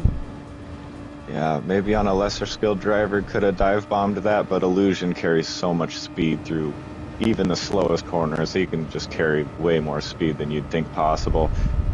And these guys playing real cooperatively, kind of switching slipstreams here. And now Viper back in front with an identical move as we saw Illusion do to him just one lap ago. Very good stuff there from the British driver. So Viper is very conservative when it comes to his racing style. He doesn't do anything needlessly reckless, but he still gets the job done. He still gets that job done. These guys live to fight another day. Yep. He'd rather wait a bit to make an overtake than just make a risky dive and then either cause severe damage to both cars or just end up taking themselves out of the race entirely. Absolutely, and I mean, maybe these guys can work together. I mean, the dirty air being so close will cost them a little bit of time, but I wonder if it is worth staying close because trading slipstreams there on the big straights might be helping both of them out. Possibly, that might be their overall strat. They're both an Aston Martin powered vehicle, so it is possible that they may be working together to try to catch up to Nuko and Digo, but Digo has a 19-second lead on Nuko. And Nuko has about a 7-second gap to Viper. So we'll see if there's even some team play going on here for this event.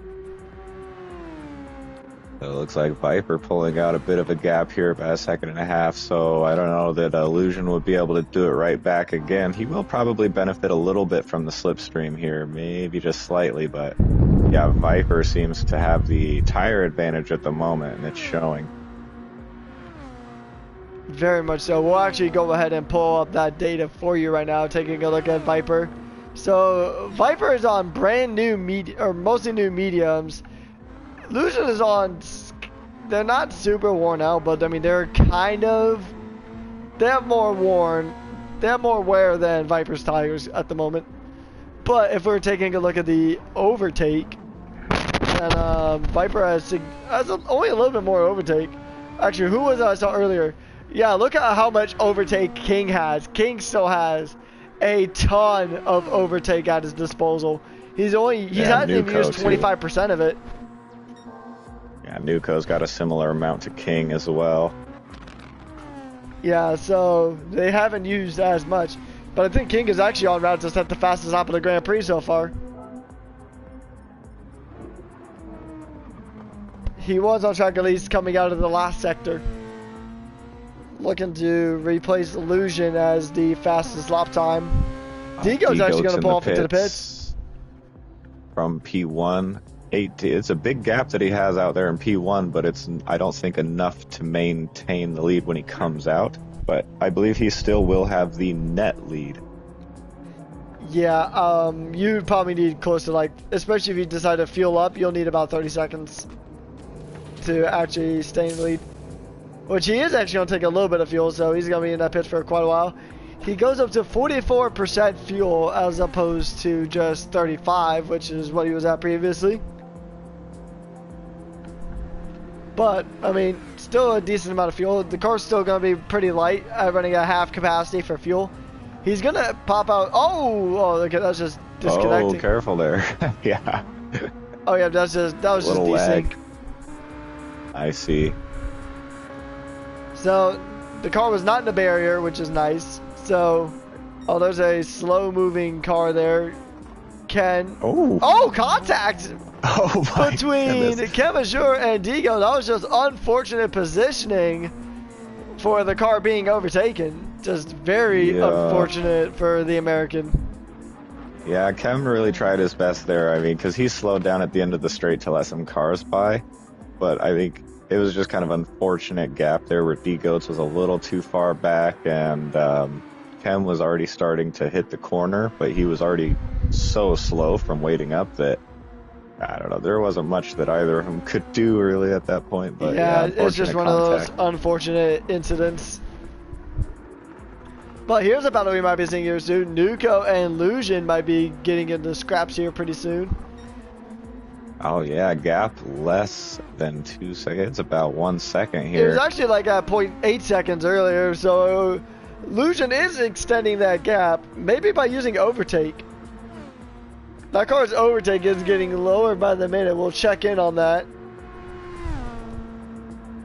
Yeah, I mean, still pretty low on the overtake spectrum. Absolutely. And considering just the pace of these guys, how close of a battle we got here between the top four is actually insane, given that we are 31 laps into this race here, and we got 2 seconds from 1 to 2, 3 seconds from 2 to 3, less than a second from 3 to 4, but that is changing now because Nuco just went into the pits. Oh, and he has front wing damage actually, so maybe getting a little too friendly with the car in front of him.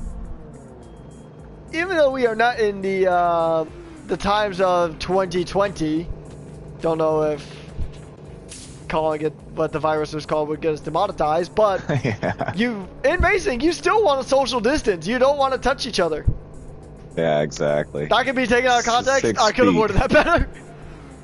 But regardless, you don't 6 want feet at all contact, and you don't times. want to hit each other, because you don't want unnecessary damage. I think he took a little bit of fuel, or actually quite a lot of fuel.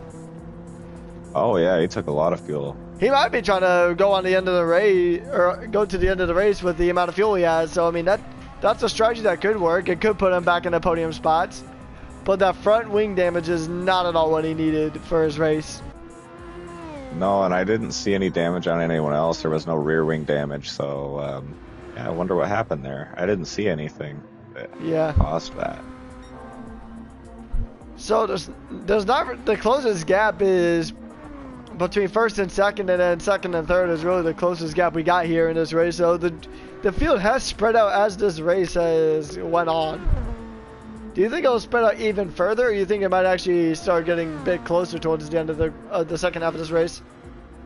It's hard to say. Usually the gaps open up more and more, but with a race distance that's this long, it might like open all the way up and then close back down and then open up again. It's really hard to say. Yeah, it might be 'Cause fluctuating. These are a weird distance. But right now, I'm actually surprised already, even at 32 laps in, how close these top few guys are. I mean, there's sizable gaps between them, but they're all within striking distance. Any one of them could win this race from here. That is very much so. I mean, all it takes is, you know, one tiny little slip up. You could go too hot in a rouge and get a penalty, or going out of the camo straight, you can get a penalty at that chicane there. You can run into traffic, literally, as Digo did with Chem earlier.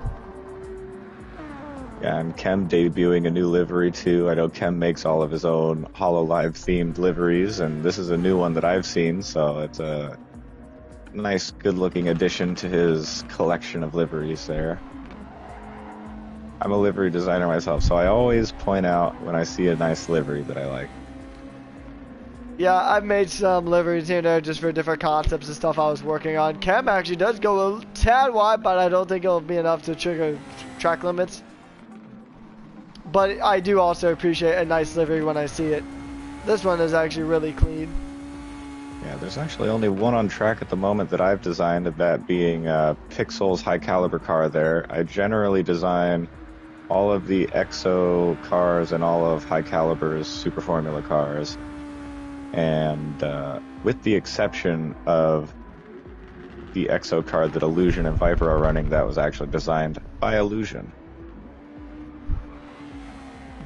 Very cool. We love to see it. That's something I have noticed about Gran Turismo in general, and just racing game drivers as a collective. They have some very talented livery designers. I mean, honestly, I think Alpine should hire some of them. Oh yeah, I've definitely seen some player liveries that are significantly better than some of the F1 liveries this season. I mean, granted, the Ferrari car looks great, but I really was not a big fan of their livery that they had for Monza. Oh yeah, big special design today. It was so different. I know. It looks so different, but it looks almost the exact same. Crazy how they pulled that off. Yeah, especially, it is a genuine letdown, especially compared to like what they had last year at Monza based on the 499P Le Mans hypercar. Oh, that won that was Le Mans sick. actually 2 years in a row now. Yeah, I got really excited when I saw the reveal, the black suits. I'm like, oh my, are they gonna do a black Ferrari for a one-off race? That'd be cool. Yeah. But nope. There's in F1 24, there's mods where you can get like a cool stealth edition Ferrari that's black and red, primarily black with little red accents. Pretty cool. Yeah, it'd be cool to see just one time type thing. And plus, I thought they were gonna have a blue Ferrari in Miami. They you keep and everybody teasing us else with the suits. Yeah, that was disappointing to say the least. Yeah. Ferrari just did not hit with any special liveries this year, which is quite a bummer. Yeah, I do like the little lines that they did with their livery this season, but yeah, I mean, you Like, can't the do base too livery much with looks the Ferrari amazing. livery. The base livery looks amazing, but their special editions just kind of fell off. Yeah, not very special edition. Yeah, it just seems like, oh yeah, let's just change this little thing by a bit. Change the color of this specific part. Yeah, I haven't been a very big fan of Red Bull's special liveries either. They're also basically the regular Red Bull livery with Which a is a tiny few bit extra extra decals, yeah. colors on top. I hate the fact that they beat teased that us. white livery. They teased from us with the Turkey. white livery for Japan, and we're like, and then nothing. paint. That's a really good looking car, the Red Bull in white, and that's coming from me, a not Red Bull fan, and I love that white Red Bull. Yeah, it's on Looks that amazing. RB16. It just looks so good.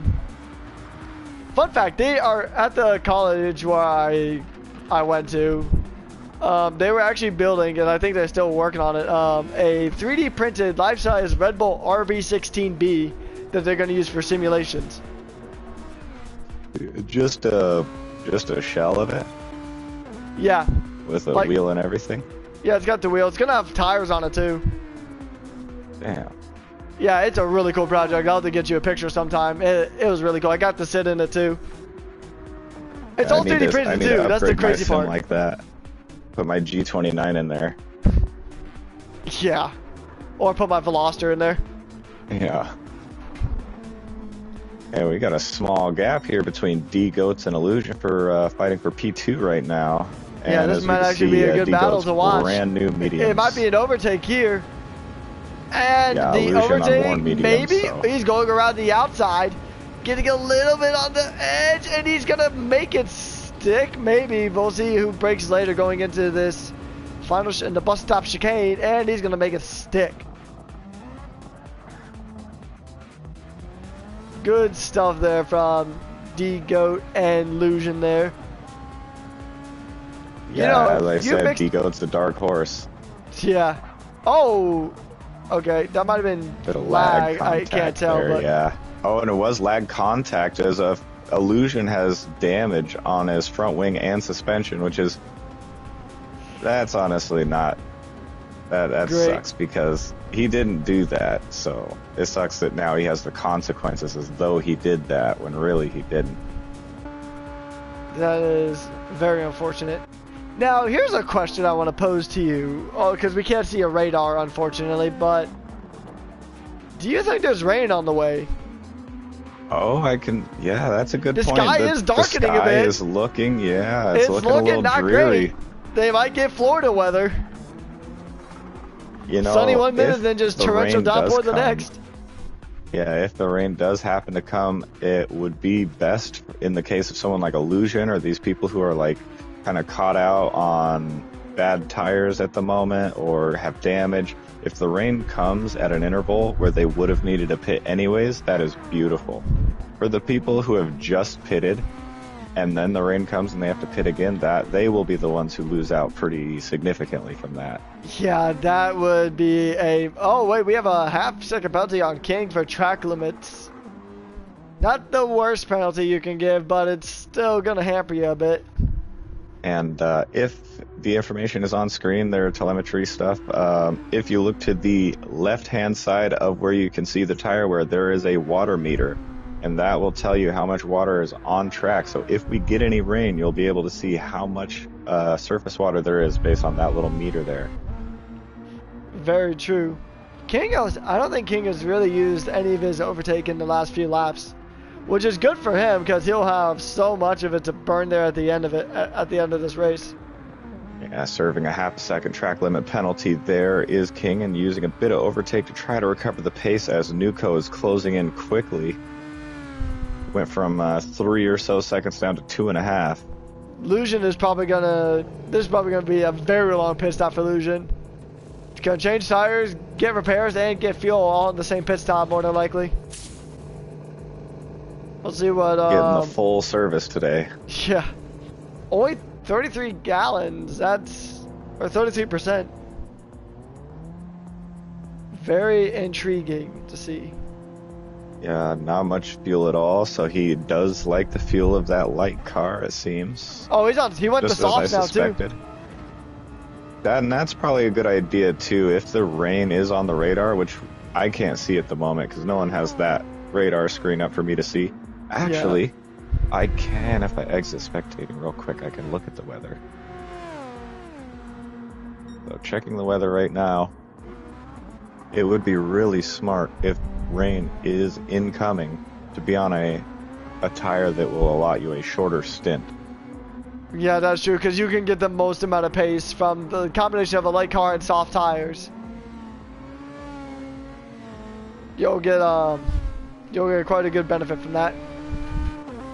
So I just checked the weather, let the time meter run its duration, and there is no rain on the radar at the moment. But I'll periodically, every few laps, I'll come back and I'll check the radar for you guys. Yeah, it might be just there just to kind of give the drivers a quick little, like, give them something to think about, but maybe like a bait and switch. Yeah, for sure. Because I know the lobby is set up in such a way to where the first however long is like normal weather, and then there are random weather slots mixed in there. And so when those random weather slots hit, it could stay sunny, it could get cloudy, it could get windy, or it could be a torrential rain pour with a hurricane and a tornado on top. Yeah, You I thought just for a never second know. I saw a few raindrops go down, but that's just sparks from Newcomb's car. Oh, wait a minute. Here's a battle I didn't see. We have a potential three-way battle for third right now.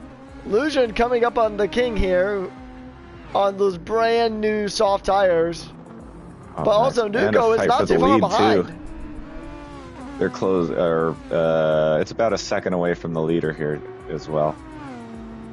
So I'll monitor that. D-Goats with a great exit. He's pulling away now a little bit. So we'll check on this three-way battle here with Illusion and King. Illusion closing in on the straight here. Looks like he's going to have a great run. Yep, but not much contest here. And he's going to take it. Those fresh soft tires, definitely using all of that grip that he has in that Aston Martin just to sail past into third place. Takes And a it doesn't podium look like position Newcomb is and a getting any purple closer. sector.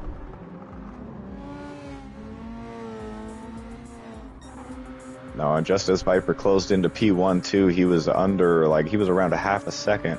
And now the gap is back up to a second and a half. So D-Goats stretching that gap back out a bit there. We got Gomez coming out of the pits once more on medium tires. And just about full fuel load, too. So he's definitely going to be playing the long game here.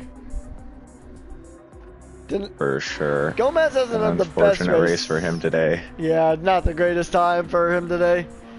Which is unfortunate because usually Gomez is up there fighting for at minimum podiums.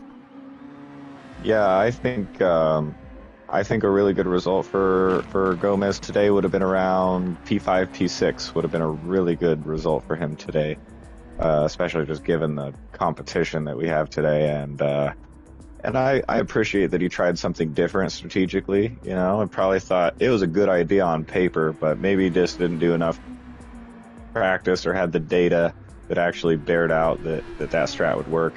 And of course, taking damage on your very first lap will never help your strategy. So unfortunate race for him today, but we all know he's a very solid driver. Yeah, he was consistently in the lead and in the podium spots for a majority of the preseason races at Formula GT. Only losing out at the first preseason race at Laguna Seca at a last-minute mistake going into the corkscrew, touching gravel a bit. Which, if you're not familiar, these cars do not like gravel very much. So, they're not the biggest fans. Yeah, you don't want to turn your F1 car, or Super Formula car in this case, into an excavator. You don't want to put your car through a construction site. King as well. So that is Nuko up into P4 now, taking that position off of King. We'll see if he has an answer for it. Not likely because that gap... Well, I mean, the gap is kind of coming down a bit through this corner. So, that's a maybe. Yeah, that gap is actually coming down. It's about to be within a second now, but nope, it's going back up. So that Mercedes seems to be faster through some of the more medium speed corners compared to the Toyota of Nuko. Yeah, I could see that as Nuko is on very worn softs, whereas King is on about 50% mediums. So I would give the grip level advantage to King, whereas the softs probably have a little bit more just overall speed, but the confidence is with the medium right now of King. Very true, and that gap has closed up pretty significantly to Nuko. Now we're gonna switch to a camera just as to kind of gauge how close they are to each other. But I think Yeah, King is definitely getting much closer on these fresher tires. King using a bit of overtake. I'm thinking Nuko is probably going to box in after this lap.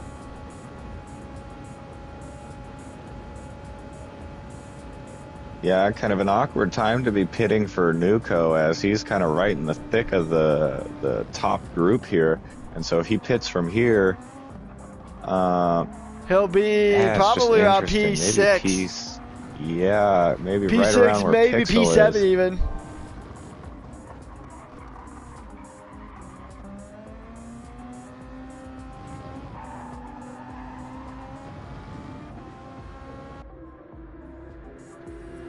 But he is actually extending that gap to King, so I mean he's making the car work somewhat in some of these corners. But definitely not some in others, as King is closing that gap up once again. This is definitely going to be a very interesting battle to keep an eye on if it doesn't come to Nuko coming into the pits.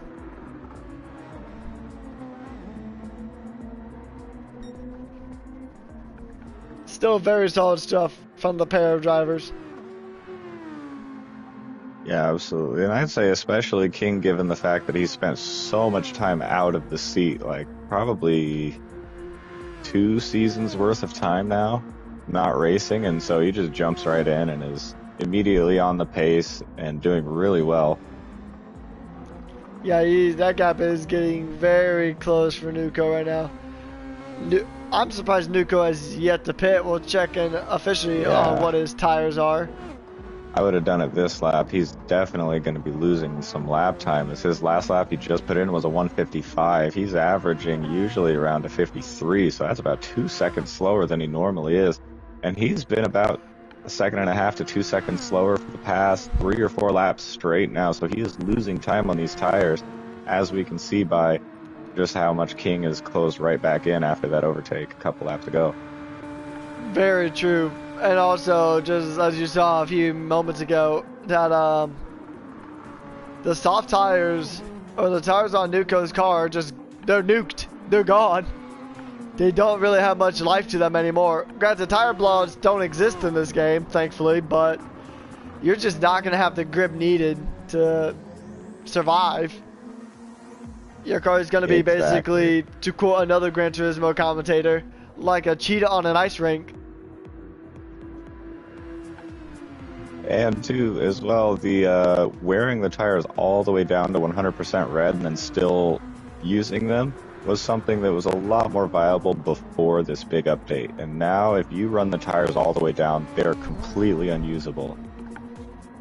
Yeah, your Super Formula is going to become a Formula Drift car, and you don't really want that. I mean, it's cool for style points, and it might end up as a YouTube thumbnail, but otherwise, it's not going to be viable. Digo is going to enter the pit lane now. We'll see. He's probably going to get a good dosage of fuel. It's clearing back up, so it's not likely at this current stage that we're going to get any rain. So that will be showing a front big wing relief. damage on D-Goats too, and I didn't see him make contact with his front wing. I don't know what's going on with the damage today. Some of these cars. He's getting a good amount of fuel. Now there's the repairs. We'll have to check back at some point. Nuko into the pits as well as Nuko. So as D-Goats is heading out, Nuko is heading in. Porsche from Toyota in the pit lane. New tires on. We'll see if he takes any fuel here, and he does take a bit of fuel. He is now 76%. up to 3/4. Yep. And we'll see what tire compound he switches to. And we'll bring that to you guys as soon as we find out. Oh, and here comes Yuki around the corner too, so we'll see if he actually gets the position. I think Nuko's got it. So he didn't lose an additional position to Pixel from the pits there. Which is very good for his race. Yes, actually he cleared it by quite a good margin there, by 6 seconds or so. The track does still look like the clouds are kind of gray in some areas, but overall it looks like it is clearing up quite consistently.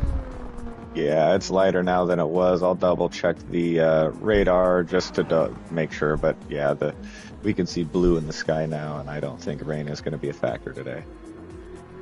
Which is a probably a very big relief to the drivers, because these things are even more tail happy than in the wets than they are in the dry. So, and then it adds more strategy to the factor of like, do we run the intermediates or do we run the full wets? Because the full wets are slower and generally have less tire life than the intermediates. And I think King actually just peeled off into the pits there. I think, yes, he did. Oh, wow. He was cutting it close on the fuel. 6% fuel. Wow, that car was light. Okay, cool. Yeah, so my fuel consumption prediction was just about correct there at around, lap 40 something. And I see Chem in P9 there has some damage as well to his front wing and front right suspension. We'll see if he jumps right into the pits here, which I'm assuming he will, to fix that up. King is now at 40% fuel. Pixel is going to peel off into the pits as well. Yeah, a bunch of pit stops on this lap here. Oh, we have 9%, so yeah, your pit stop prediction was correct. That it was going to be around lap 40 somewhere. They would be pretty much almost straight out of fuel. Yeah, and what was it? I think he had damage too, didn't he? Yeah, well, Chem has damage for sure. And yeah, Chem is coming into the pits there. That's what it was. And Pixel is out of the pit lane now with no real problems. Now taking a bunch of fuel back up to about 75%. That seems to be the meta amount of fuel that these guys are grabbing. And he went to soft tires too. Soft tire, and now Chem is at his box, taking new set of tires, of course. See how much getting some fuel he himself. is taking fuel. Oh, not much. I think just under half fuel. So. Oh wow, that was a weird moment. Maybe he's going to come out on softs again if he plans on coming back into the pits soon. Would explain why he took such little fuel. Oh, and he's on mediums. Very interesting strategy choice there from the American driver. And Lucian's just going to slip right past him, no real problem. Oh, super easy there. Yeah, and these Gran Turismo mechanics are extremely impressive, fixing a front wing and suspension damage in just a couple of seconds. Good job to all the mechanics in the pit lane. I wonder what their salary is, because their salary has got to be up there when it comes to just how much stuff they got to fix on the daily. Yeah, they're going to need a raise today with all the ghost damage and random lag contacts happening and stuff, so they are working overtime today. Yeah, they definitely are. Very impressive stuff. And so our new order now, after the pit stops have all settled out with that round of pit stops, a couple more seem to be probably on the horizon now. We got Viper in P1 by 21 seconds, but he's on very worn medium tires. And in P2 we have Illusion on pretty worn softs. Not as bad as Viper's mediums, but they are pretty severely worn as well, under 50% for all four of those. And then behind, I believe our net leader on brand new medium tires is D-Goats, 35 seconds off of P1. And that's about the gap for the pit stop. So P1 for D-Goats and Viper is extremely close at the moment, I believe. Yeah, so I think if Viper were to pit now, he might have a shot at getting a pit stop. Yeah, he would have to pit this lap if he wants to stay ahead of Digo, because Digo is 35 seconds behind Viper. And that's around the average time of these pit stops, so the overcut might actually be really effective here. And the overcut probably just at the end of its viability window, as D-Goats is going to start cutting into that gap now. So if Viper wants P1, he's going to want to cover off this gap loss as quickly as possible. Oh, and Ken is off track and there. Back into the... Was he coming out of the pits again? I don't know, maybe? We'll check. Yeah, from where it was when he came out, it looked like he Yeah, was... no, he put on brand new mediums. Weird, so something must have happened to Kem there. Maybe a mistake on those ice-cold tires coming out of the pits. Maybe? I'm not seeing any damage here. Well, and we got...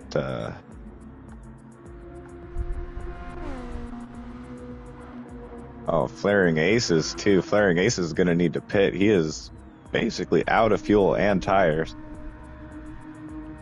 His car is on life support, and he's going to take it around at least the rest of this lap. Hopefully he can make it. Oh, yeah, definitely. Yeah, that car is... I mean, talk about taking the car the distance. Absolutely. His car will not be very happy with him. Yeah, quite the abusive relationship we're seeing here with this car. Yeah. But I mean, he's had a pretty quiet race so far. I mean, Yeah, and in a he's race pretty like much this, been that's in probably P6 good. for like a good majority of this race so far. And it looks like Gomez from P8 deciding to bow out of this race. Not sure if it was a connection issue or if he just decided that he's had enough of practice laps out there in P8 all by himself. Yeah. I really hope he does not actually run into an issue where he's actually out of fuel and he has got to go like 2 miles an hour to the pits or just be out of this race entirely. We're gonna be keeping an eye on it. It looks like he will actually make it to the end of this lap and fire off into the pits. If he misses the pits, then his race is good as over. Which he does not miss the pits. He is in. He will survive. He made it. He drives another day. 2% fuel as he comes into the pits there, just barely making it. Yeah, he would have had I think even if he went full lean, I don't think he would have been able to make it. Yeah.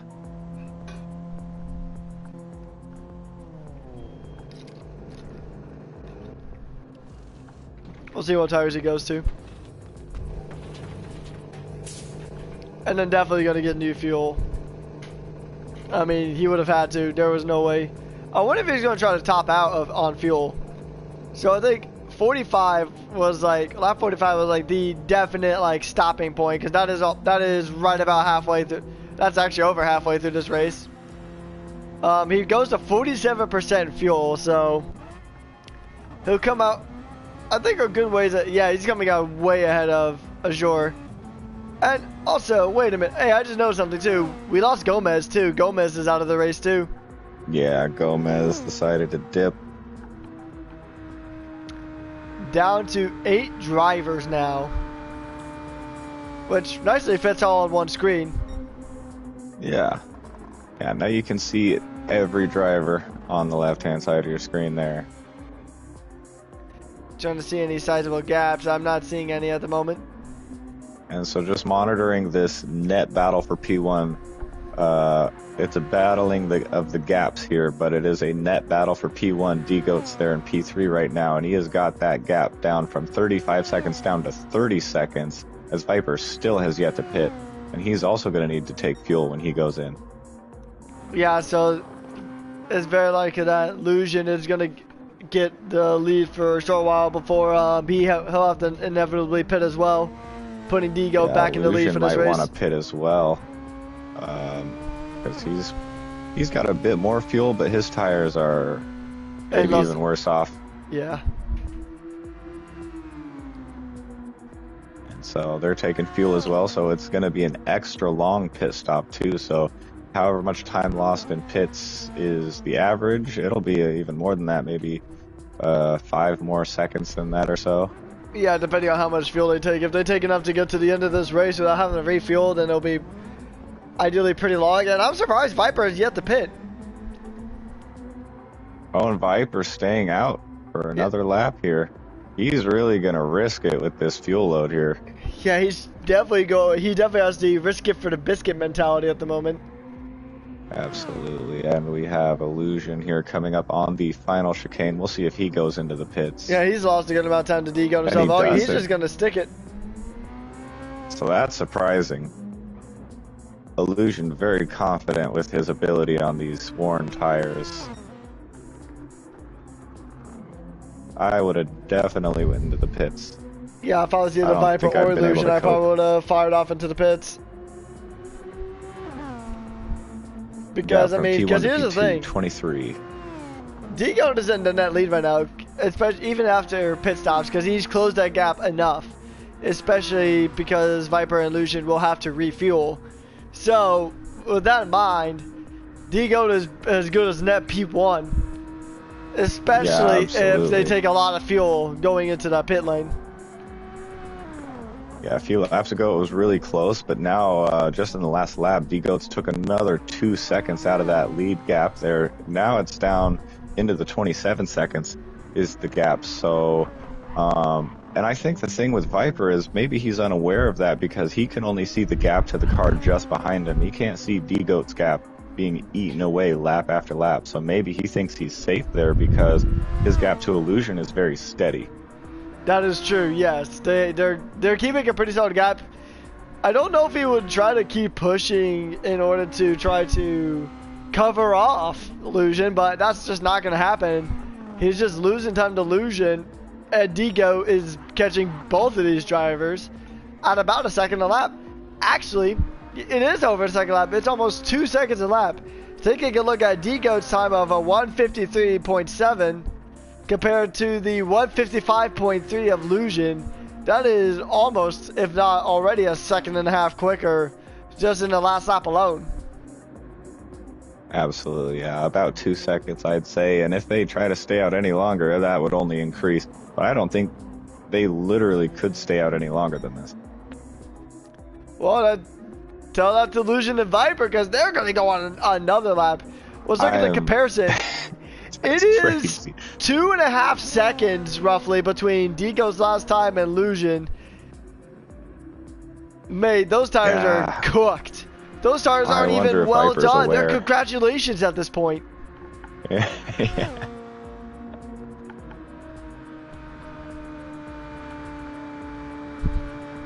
I wouldn't be surprised if you could start seeing like the little like metal threads on the inside of the tire to keep its shape.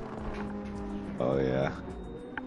We're about to see some Lewis Hamilton and Silverstone that 1 year type tire wear here in a minute if they keep on these. Yeah, just actually flapping apart.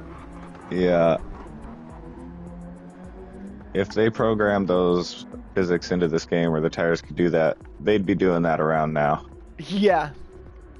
Skadoosh. Absolute risk. You gotta wonder if the thing you gotta think about is the risk versus reward. Right now it's way more risk and not enough reward. Because right now, oh, the gap. D-Goat is just on rails right now trying to catch Illusion, and he's just gonna say, "Sayonara, sucker." That gap is down. It was 16 seconds just like 5 seconds ago. This gap is coming down a tenth per like second, maybe even quicker. So Viper, now he can see D-Goats, and he can probably see that he is bleeding time to D-Goats right now. Yep, now he finally peels off into the pit lane with 2 bits of fuel left. Whew. Kind of close there, man. Insane. Yeah, so he's going to take a while in the pits, but I do think Viper is going to purposely take more time fueling his car so he doesn't have to make another fuel stop. He'll just have to make more tire stops. Yeah, an Illusion in there at 4% fuel. Yeah, those cars ran to the ragged edge of their car's capabilities. And it's saying Viper has front wing damage on my screen. I don't know if it's just showing me that and they don't actually have that damage. Because I know for sure Viper didn't hit anything. Yeah, we'll see when they're done fueling up. Oh yeah, no, that's actual front wing damage. It's so weird. Because that's why, like, we saw Viper stay a little bit after the refueling was done. Because the order generally goes tires, fuel, and then repairs. I gotcha. Illusion doesn't have any repairs, thankfully for him, so he's going to fire off into the pits. He still has second place, but we'll see by how much. Oh, still about like... Oh, he's losing a lot of time, though, to Nuko. But I believe that is definitely momentum-based. Once the cars start gripping through the corners, I think that gap will stabilize. But King is right behind Nuko as well. And King wasn't even in the pits yet. I've been seeing a good amount of King got a 30-second being gap. on par for a fastest lap, but just not really making anything of it.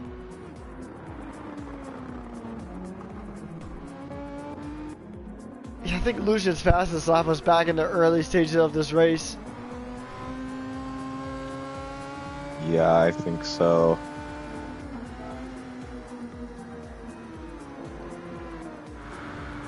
Lucian has... Okay, so Lucian has been a lot more conservative on the overtake meter since we last checked in. We'll see about the overtakes for all these drivers. Viper's actually using that overtake now to try to catch D-Goat. D-Goat has probably... Actually, no. King has probably the most overtake out of everybody so far. Actually, nope. I stand corrected as Chem. Chem has the most. Yeah, Chem not really needing any. But him and King having the most. And King is now starting to use it up now, too, so that... Yeah, trying to catch Nuko here. Oh, I thought he was actually about to send it there. Yeah, King having an excellent race. Even to just be on pace with Nuko is an incredible accomplishment, given the lack of seat time he's had. Yeah, definitely. And, like, coming into the fray after 2 seasons away... It's definitely something.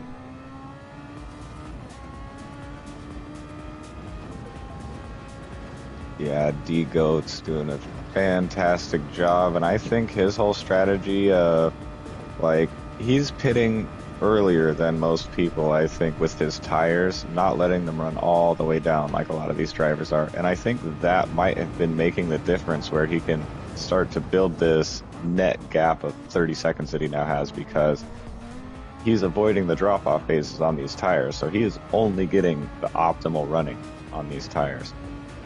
Some very tight-knit racing there. King did have the overtake for a short while, but Nuko just takes it right back.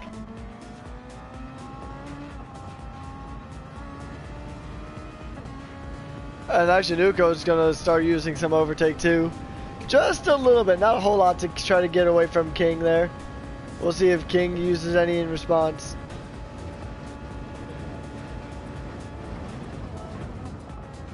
I think D-Goats might have this in the bag, barring big mistakes. There's a lot of race left, though, so it's not over yet. But if it continues how it is, D-Goats might have this locked up. Yeah, I believe so, too. I mean, he's got a 30-second gap to Viper, but there are still about 22 laps to go in this race, so you will have... There's time to mess up. And there's definitely going to be more pit stops coming to the way of these drivers. So you can never discount anything in these events. Yeah, and I do believe the final pit stops will be the most critical because, as you can see with Viper and D-Goats, these guys are on pretty much opposite intervals at this point. So whenever Viper comes into the pits, then he has the advantage and starts to close the gap up. Then when D-Goats goes into the pits, then it's the opposite, and they're always closing on each other. And so I think whoever the last round of pit stops, whoever is at, being favored by that interval, by the time the race closes up, might just end up winning this thing. Definitely. Oh, we actually have King and Nuko round, I don't even know at this point, but they're about to go at it again potentially. And as soon as I say that, Nuko starts extending that gap. But then it comes down again, so I mean, it's definitely a very fluctuating gap. I think Nuko does overall just have the better pace out of the two for the time being.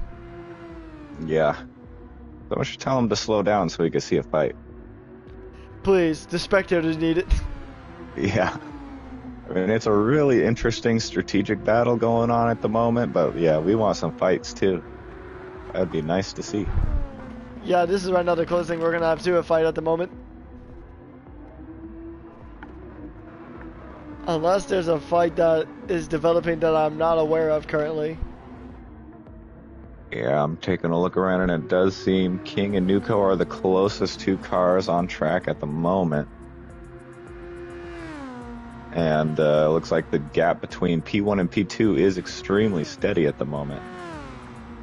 Yeah, so not much of a tire wear difference as far as pace goes. Which is making it look very positive for D-Goat's chances of winning this thing.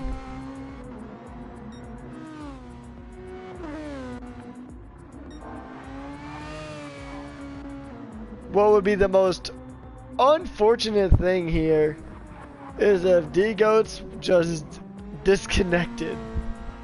Oh, yeah. Probably what Viper's wanting right now, because that would make his job a lot easier. But it's not what we, or I'm sure the spectators, want either. That's for sure. And plus, the only other main concern that I'd have right now if I was D-Goat, because of his stints probably being a little shorter per stint, and getting all of that optimal running on each set of tire that he uses, it might end up to where he has to take one additional pit stop than anyone else does here in these top two guys. So if he ends up having to take an extra pit stop that these guys didn't have to take, then that would nullify all of the gap he built by avoiding those drop-off phases. Definitely. So hopefully his math works out.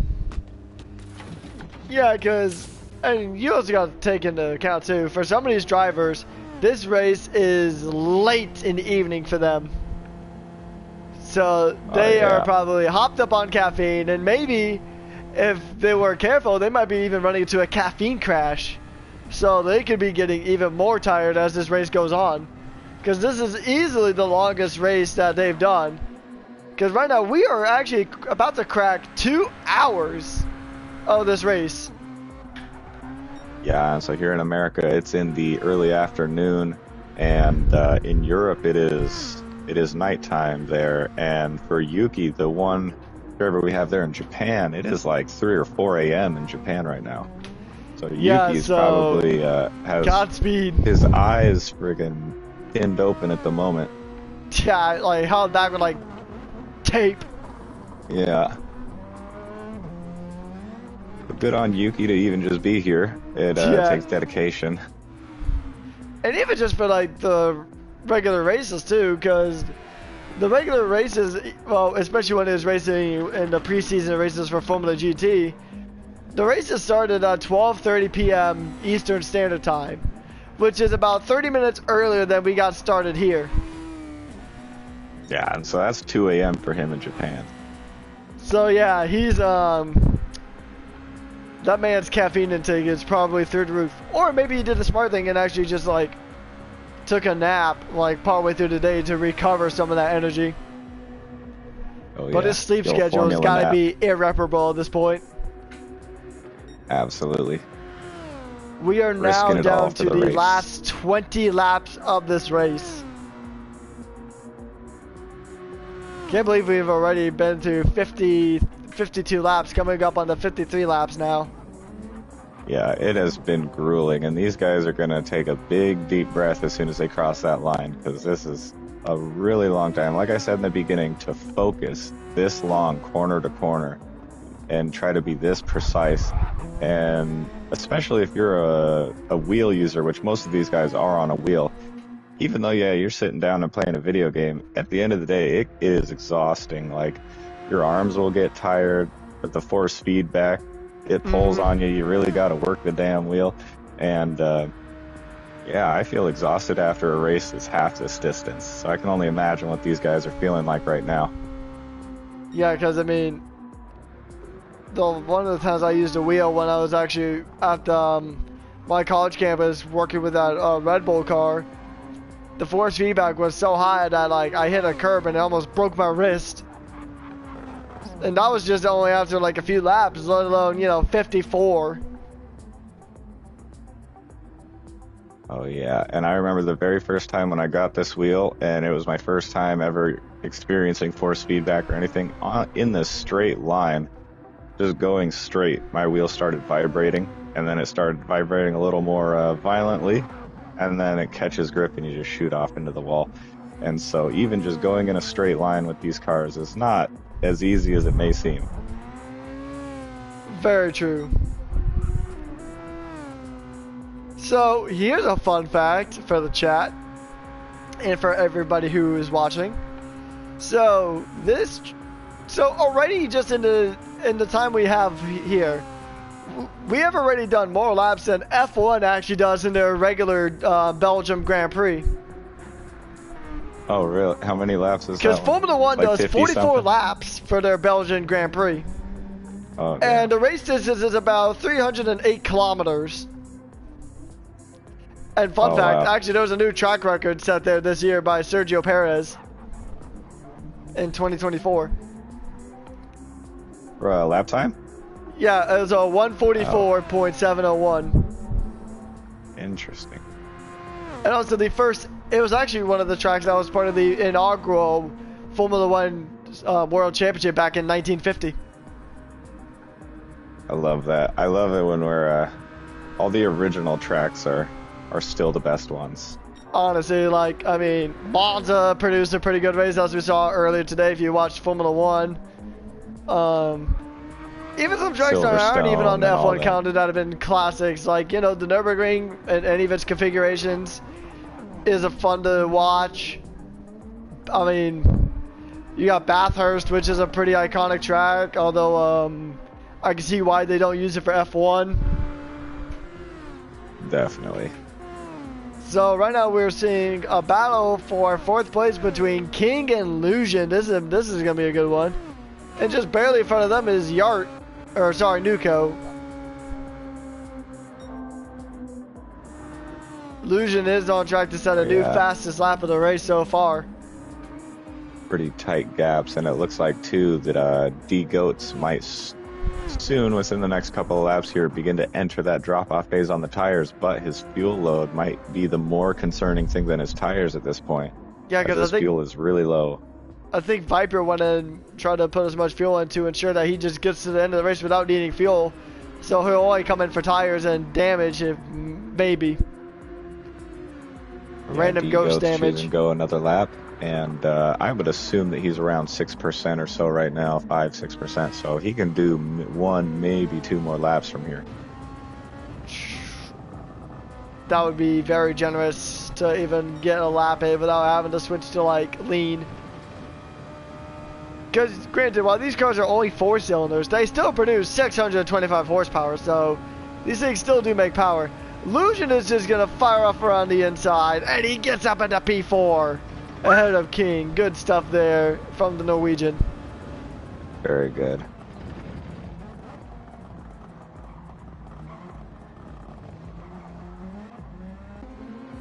And man, these guys are acting like gentlemen in the final chicane there. I'm surprised we haven't seen more contact, and wipeouts. Big lunges and contacts, and these guys aren't even staggering too much. They're stacking right behind each other, and they're staying clean into that chicane. So very impressive. These guys know exactly where everyone else is going to brake and turn in.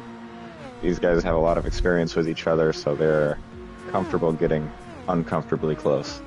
Yeah, especially because they've been racing for multiple seasons together in different leagues too, and probably even different car types too. I mean, I'm sure there's some of these drivers that also races in like GT categories or GR1 categories, and maybe even rally. Some of these drivers might like rallying. Who knows? Absolutely. I wish there was a bit more rallying support in this game, because rallying is really fun. Especially after this update. This update actually really helps rallying out a lot. Speaking of helping, I believe the newer tires that Lusion has is really helping him climb up back through the field. He overtook King, and now he's coming up on Nuco. Yeah, he's probably going to pass him before the end of this lap too. Noticed. Yeah, so Lusion going to definitely have pace on Nuco at the moment, because it is the first I've seen that Nuco is using the hard tire. I think that makes him now only the second driver this entire race to use the hard tire at all after Gomez, yeah. About a half a second gap, so I don't think we're going to see a lunge here. I figured we would have seen more usage of the hard tire. And Nuco's going to go off to the pits. Oh, into the pits, I see, okay. And Lusion is actually going to get a little bit squirrely there too. Just on the exit of the bus stop chicane. Now going into La Source. Yeah, now we're getting to the point where these guys are going to really need to be conscious of exactly what lap they pit, exactly what lap they do this for the final time or two here, because they want to end the race ideally with having used up all of the best amount of the tire that they're currently on and as much fuel as possible without overdoing it in either side. So hopefully they have enough laps, but not too many laps. And I think maybe some positions may be won or lost based on their ability to do that math correctly here in this last couple of stints.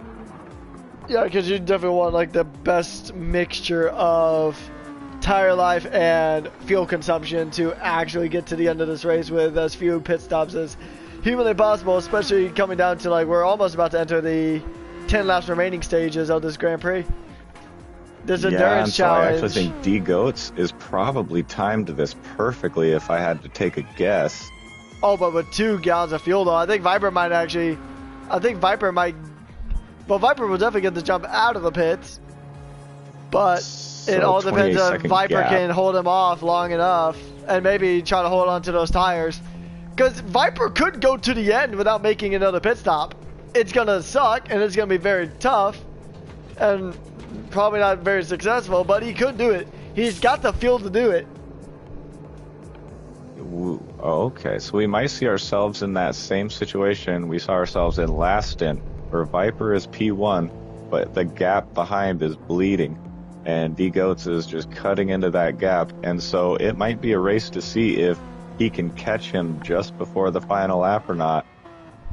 It'll be close, I think.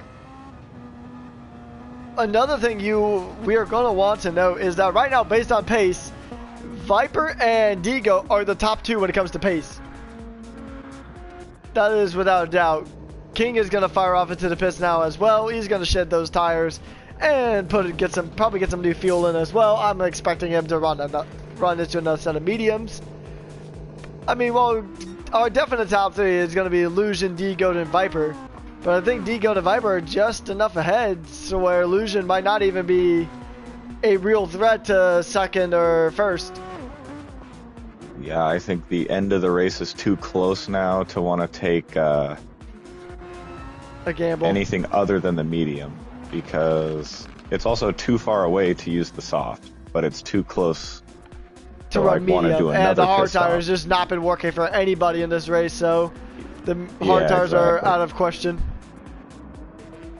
Yeah, just as I suspected. I figured with a race distance this long, maybe we'd see some hard tires, and we did see a little bit, but yeah, I figured they wouldn't be the most popular tire, as I think they're available during the main season, but I'm not even sure because no one even considers using the hard tire in normal racing during the season.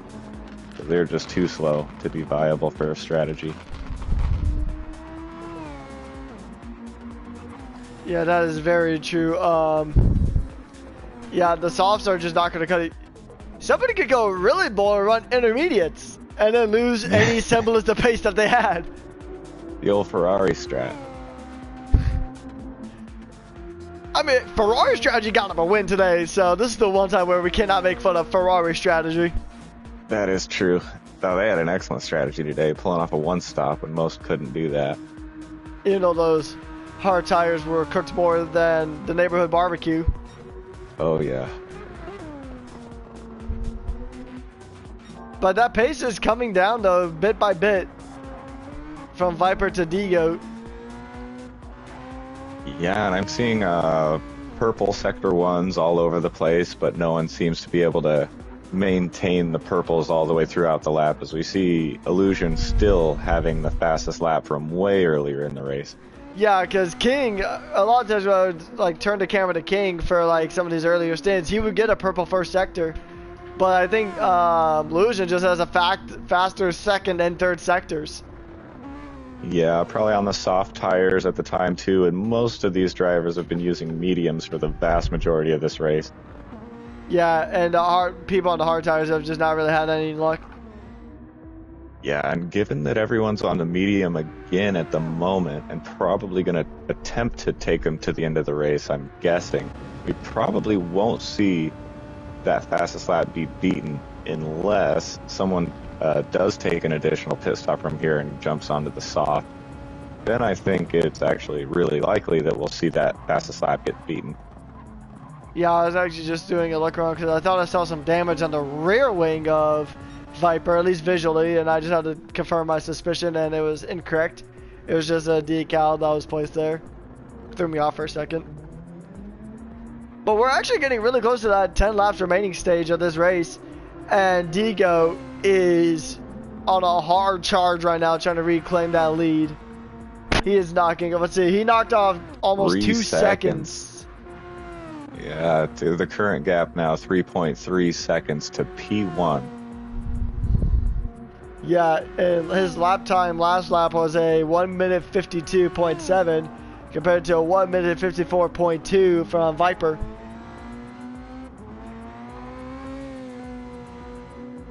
So it'll be very interesting to see. But the thing is, Viper could also mount a really solid defense too. Oh, here's something we can actually check to see about another factor. Oh, Digo has more overtake too. Oh, Viper's almost out of overtake entirely. Digo still has about a quarter of the overtake meter left. And that's about just enough to make a noticeable difference. Yeah, if you look at Viper on the bottom right of your screen just before the course map, you'll see that overtake meter. And unlike fuel, you cannot refill the overtake meter. Once the overtake meter is done, it is done. What you got. Precisely, we got, yeah, D-Goat's very slowly but steadily eating into that gap to P1. Now we are down to 2.5 seconds. I think even Lucian hasn't really touched his overtake in a while, so he's got...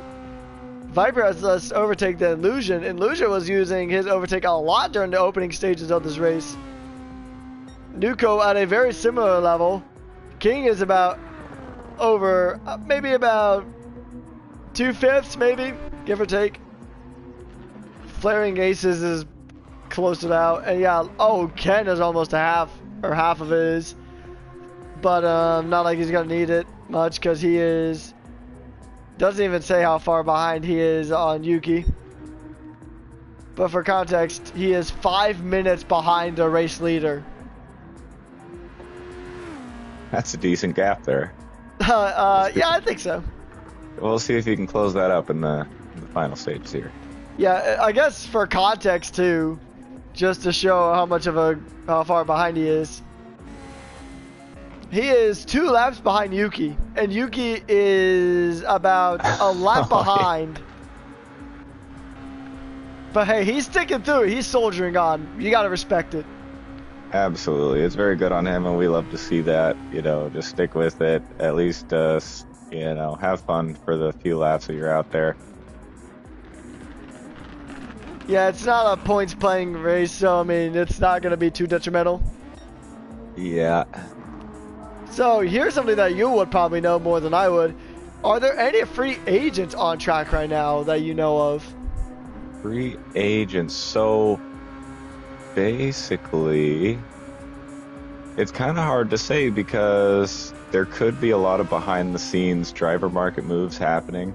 I know we try to get our lineup at EXO sorted out really early on in the process, and a lot of these guys have raced on the same team for a while, and they're kind of close. And so there's a lot of teams that we just assume are probably going to stay the same. Like I assume D-Goats is probably going to return with Porsche, the team with the Boita guys. I know Illusion is for sure going to be EXO AMR. King, I would say King is a person who may or may not be a free agent, because if he decides to race for the full season, then he is a free agent. Yeah, I mean, but taking a look at that, Digo retakes the lead on Air Rouge, nevertheless. That was a ballsy move. Nothing like a pass for the lead at the end of a 2.5-hour race. Yeah, we are just about to hit that 10 laps remaining too. We'll see if Viper has any kind of counter for him. I don't know. He's taking this corner faster than D-Goat is. Although that could be due to D-Goat having a few connectivity issues. Yeah, D-Goat's ever so slightly laggy, just a very little jitter going on there, but his performance with his internet is way better than it used to be, so that's good to see.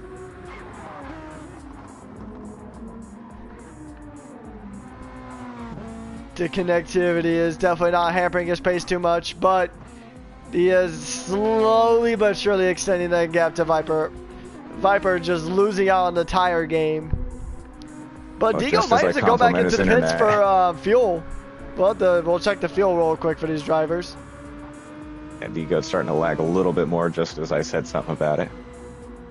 The old commentator curse even works with lag, apparently, so we got to be careful with that. Oh, yeah, he's so starting here's to a lag fun pretty fact. decently now. Both of these drivers are around around the same amount of fuel remaining. Oh, excellent. So D-Goat, I believe they should have enough to make it to the end, I think, here. Yeah, so I think D-Goat definitely will have this race pretty much backed up as we get down to 10 laps remaining on this Belgium Endurance GP. Yeah, and so Viper's in a tricky situation right now because the gap behind is too close for him to want to pit again. He would put himself way out of position, but if he stays on these tires for the remainder of the race distance, he's going to be struggling by the end. Illusion could even get close enough to retake second place. I don't see our podium drivers changing, but I think they'll swap a few positions potentially.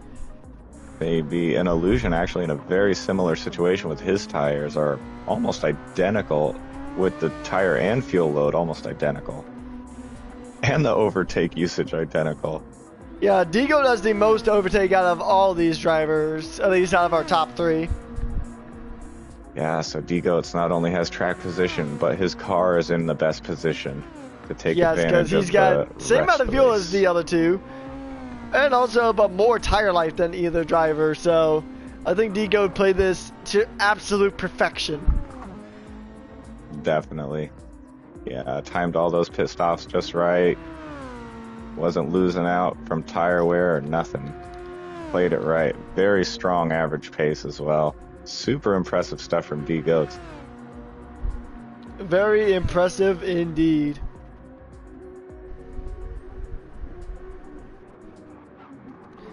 Very impressive stuff, and he's just building that gap to Viper. Really isn't any other close gaps to take a look at, which is unfortunate to see, but so the closest gap right now is between the top two cars. Well, actually also between Yuki and Flaring Aces. That's another semi-close one, but still about 4 seconds apart, almost 4 seconds.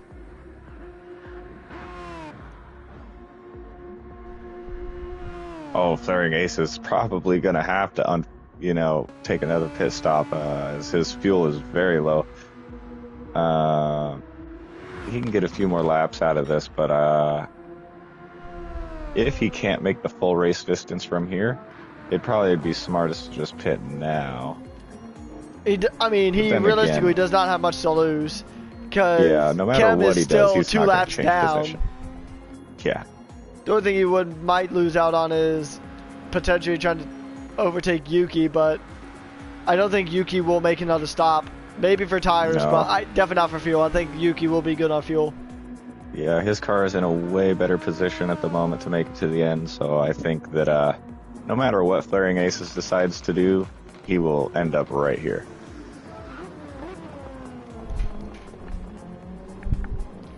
So, do you have any predictions, or do you already know what the calendar is going to look like for next season?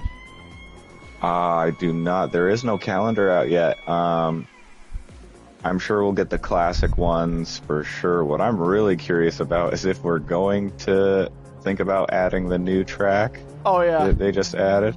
I hope not, to be honest, because it's a really short weird, tricky track for cars like yeah, these to there's race a on. lot of bumps that will easily unsettle these cars. Because I tried it. This is like it was like one of the first cars I drove around that track. Aside from the the Jimny because of that weekly challenge a while back. And there's a literal jump at one of the straights, so I hope we don't see that one, but it's a possibility. Yeah. For sure, we'll see the classics. I'm sure we'll see Suzuka and this track here again. Ace is actually topped out on fuel. Oh, flaring Ace. Interesting. Yeah, Interesting I mean, choice, he's taking but once no again, chances. nothing to lose. He really doesn't, yeah. But I hope we see Monza, to be honest, because I was actually just thinking about that today, given the Monza Grand Prix, that it's been a long time since I've actually raced at Monza for a league race. It's found itself missing off of the last couple of schedules that I've been a part of. So I kind of hope to see Monza again, because I feel like I'm pretty strong there as well. Yeah, Monza is always a classic track. It's a very high speed track, but some of those corners are way trickier than they look. Oh yeah, looks on paper like a real easy track, but yeah, not so. Very, very technical chicanes.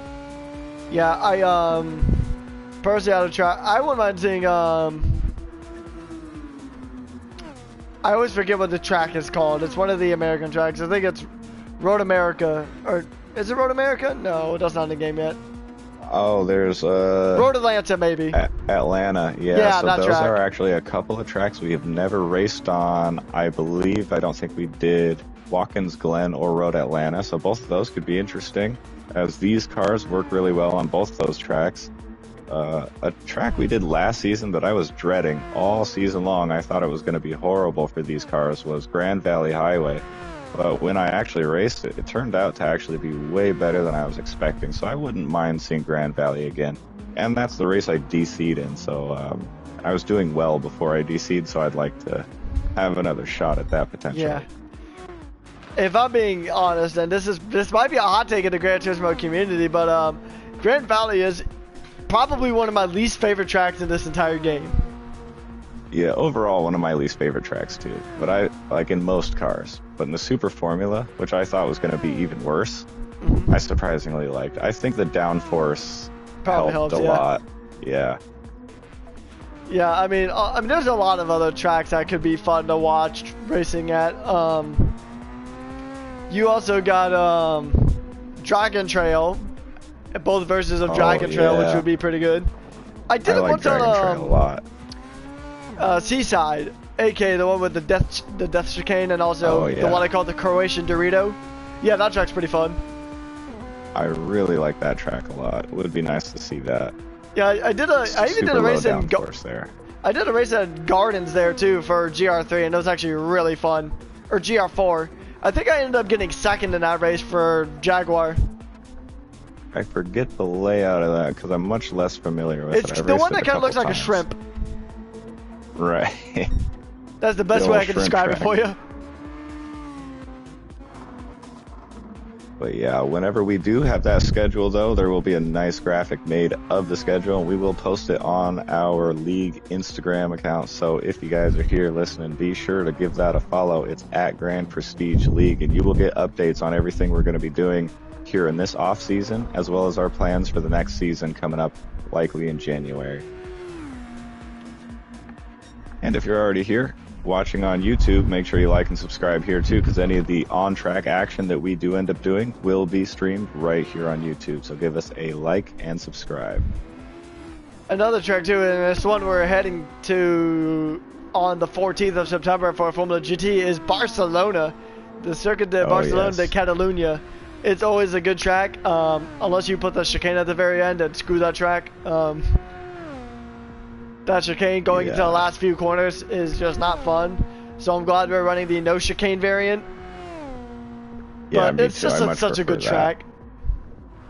It's one of my all-time favorite tracks, probably, especially for the Super Formula, probably in my top 3. And that's a love it or hate it track. I know a lot of people don't like that track, but among the people that like it, it's it's one of the top tracks, especially for me. I love that track. Yeah, and also it's a really good test of car and person too, because it has a little bit of everything. It's got high, low, and medium speed corners. It's also got good straightaways, and overall it's just a fun track to watch and fun track to just race at. It's one of my personal favorites as well. Yeah, and it will really test your ability to manage those tires, as that front left will take an absolute beating on that track. They're teasing us again with a sky darkening. That is true. I don't think there's enough laps, even if rain is on its way, to make it to the track, but I will double check the radar real quick for us. Yeah, I don't think rain's coming in anytime soon, but it would be a very last minute curveball for these drivers. These 8 very strong-willed drivers. Yeah, I could only imagine torrential rain on the last lap and just completely shuffle the order. Yeah, it also throws into, are there some drivers that are just going to try to toughen out on the mediums, or are they just going to go for it and just go ahead and put on some correct tires like intermediates? Yeah, because even with water on the track, there is a small window of like the amount of water on the surface where you can get away with a slick tire for a small period there. Yeah, and say if rain had happened earlier on in this race, you'd even have the potential of like a dry track, but as soon as you put one tire in that grass, it maxes out the wetness meter and your car just spins. It's over. Yeah, the old Logan Sargent, if you will. And yeah, there is no rain on the radar on its way within 100 miles at least, and I don't think that even if it does approach in the last few laps here, it won't be so quick to make it to the track. Yeah, we have 5 laps remaining in this session. 5 laps to go. They're probably thinking, finally, we're almost done. Yeah, seriously, especially Yuki. Time for bed. It would be so cruel if we asked him for an interview, like, hey, you want to join us for a quick interview? And Yeah. Man, slumped. He's out of it. In his defense, I think we can both agree that we would be knocked out after this race. Deep go. Yeah. I don't know if that was connectivity or not, but he had a little bit of a slide. Must have been because that time gap isn't really. Lagging. Yeah. Yeah, lagging quite a bit now. Yeah, I can see it now too. I'm not gonna say anything because I don't want to hit this man with a commentator curse. Yeah.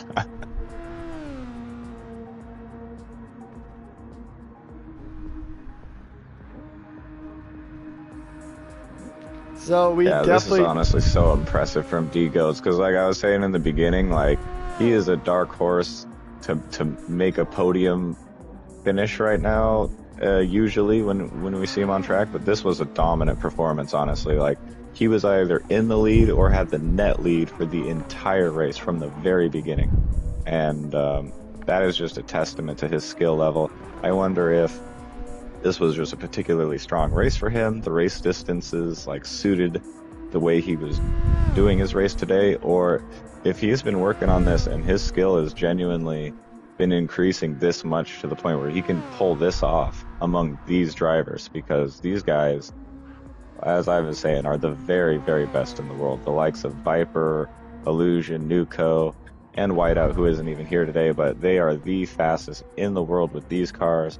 Anytime you see a time trial or anything up, you're very likely to see their names right at the top any given time.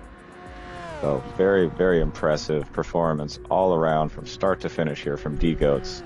I don't think he put a foot wrong today. I am in that same boat with you. I agree 100%. He went from being the dark horse of this race to being a race-winning horse. Granted, the racing gods don't smite him within these last 3 laps. And yes, we are down to 3 laps remaining in this race. I'm sure the adrenaline's gotta be pumping at max speed. Yeah, now it's starting That to blood set is in like race is flowing. over, but it's not over. It's not over till that checkered flag waves. Yeah, when you're in P1, especially after a really long race, and you're just waiting for that race to come to an end, and you're sitting there in P1, like your mind goes into a really weird state where it's like you're kind of relaxing because you're like, oh, I did it, I got this in the bag, mission accomplished. But the mission is not over, and so the adrenaline is still up, but it's trying to release and dump away, and it's all like, yeah, very weird mentality when you're in these final few laps in P1. And there's also, if you're not on the opposite side of that spectrum, even if you are in the lead, there's some drivers that get even more like anxious going towards those final laps. So they're like, okay, then they're like extra conscious about all the moves that they do. So they try with even more effort than they're already exuding for this race just to not mess up. They're trying so hard to just keep it in between the white lines and keep it out of the gravel. That is the opposite side of that coin.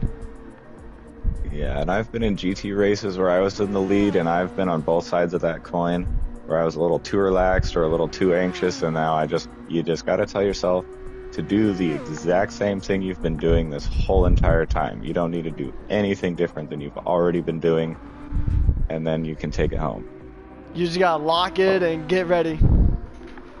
Cause Looked like you got a little squirrely there, but maybe it was lag. Can't maybe. tell. That's probably what I'm assuming, seeing that the time gap is really not going down.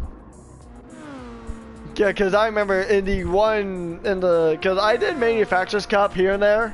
Never really did it too seriously because I was still going for my master's degree at the time. And so I had a race for GT or GR4. It was on the Nürburgring Nordschleife. And it was like, I was in the lead too. It was like the most nerve-wracking thing ever because there was a R35 that was on me like white on rice. He was just like, come here.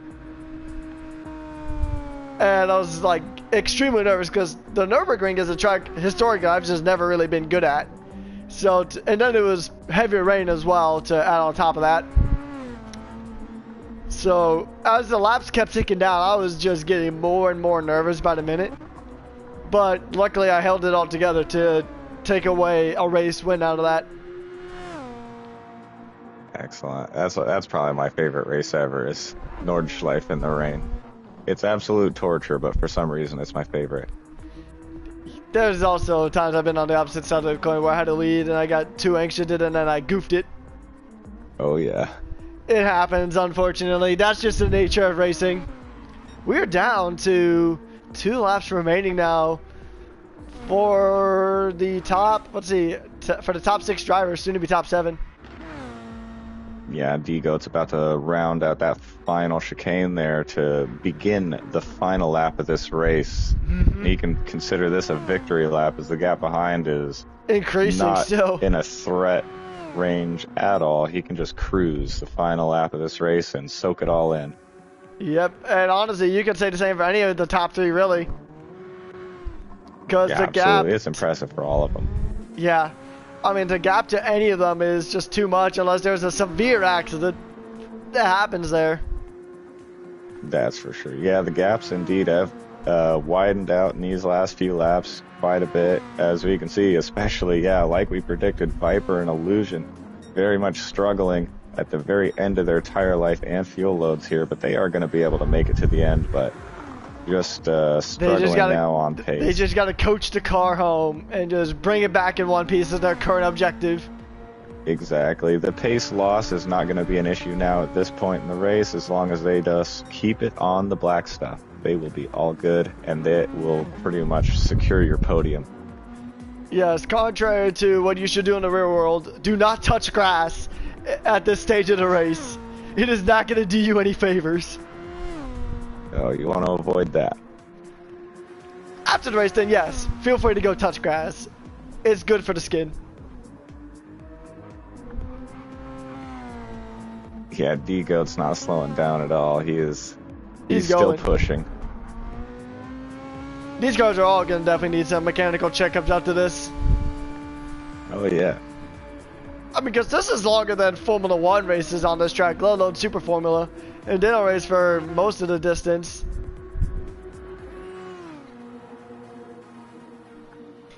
Yeah, not uncommon in F1 to see a 70-plus lap race, but not on a track this long. This is one of the longest tracks. He's coming on the final bus stop chicane. Pretty much from the outset, he was a favorite to win. Digo wins the SF500 race here in Belgium. Great stuff from the Canadian driver, racing for EXO AMR.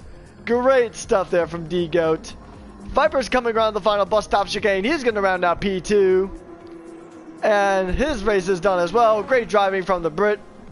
So it is a AMR Aston Martin EXO 1-2 here in Belgium. Great stuff from both of these drivers. Illusion, actually sorry, it's a 1-3 for the team. Illusion, or Piper has a similar livery. Or D-Goats for Porsche. D-Goats for Porsche. So it is a 2-3 Viper for AMR. and Illusion. Indeed, and what an excellent podium. Yeah, these guys pretty much had that podium locked in from the beginning, but they made it interesting for us, made us wonder, because they were shuffling up and down with the pace differences and the pit stop intervals, and there was a bit of a question mark. I mean, we kind of knew that this was going to be the net order, but they kept the question mark over all of our heads the whole time. Yeah, so there was no real predicting this outside of our top three. Some great racing from all 8 drivers, not even just our winner or our top 3, but all 8 drivers did really well today. And they survived this nearly 2.5 hour race. Excellent. And here comes Yuki from the final car still running on track. Rounds out the final chicane there, and he crosses the line for P6. A very solid P6, to be honest. Yeah, it was a pretty comfortable P6 too, so didn't really have much to worry about. Good racing, everybody. And your winner, the number 97 Porsche of D-Goat. Great job. From pole to victory, that is D-Goat. Well, that was definitely probably one of the most intense races I have ever commentated on. Yeah, absolutely. Definitely the longest by any stretch. For sure. Yeah, so yeah, everyone if you guys... seems very relieved the race is over. Yeah, I bet. I did the very stupid thing and I skipped out on lunch, so that will be definitely my next order of business. Oh, absolutely. That is for sure.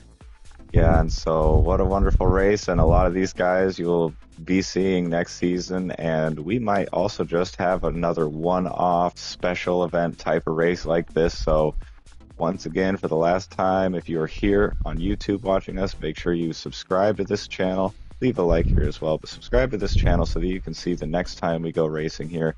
And give us a follow on Instagram at Grand Prestige League. And that's where you'll get all the updates as to what we got going on with Grand Prestige League and our upcoming season of Super Formula Racing. So we would love to see you guys there. And I'm B23, and it was nice to see you all. All right, thank you guys so much for tuning in. Like my co-host said, make sure you guys are following and subscribed to the Instagram and this YouTube channel. You're not going to want to miss this upcoming season when it starts up in January. And yeah, my name is Renkis, and I hope to see you guys next time here at the Grand Prestige League. Take care, get some rest, hydrate, be sure you're eating enough, and just have a great rest of your week. We'll see you guys next time.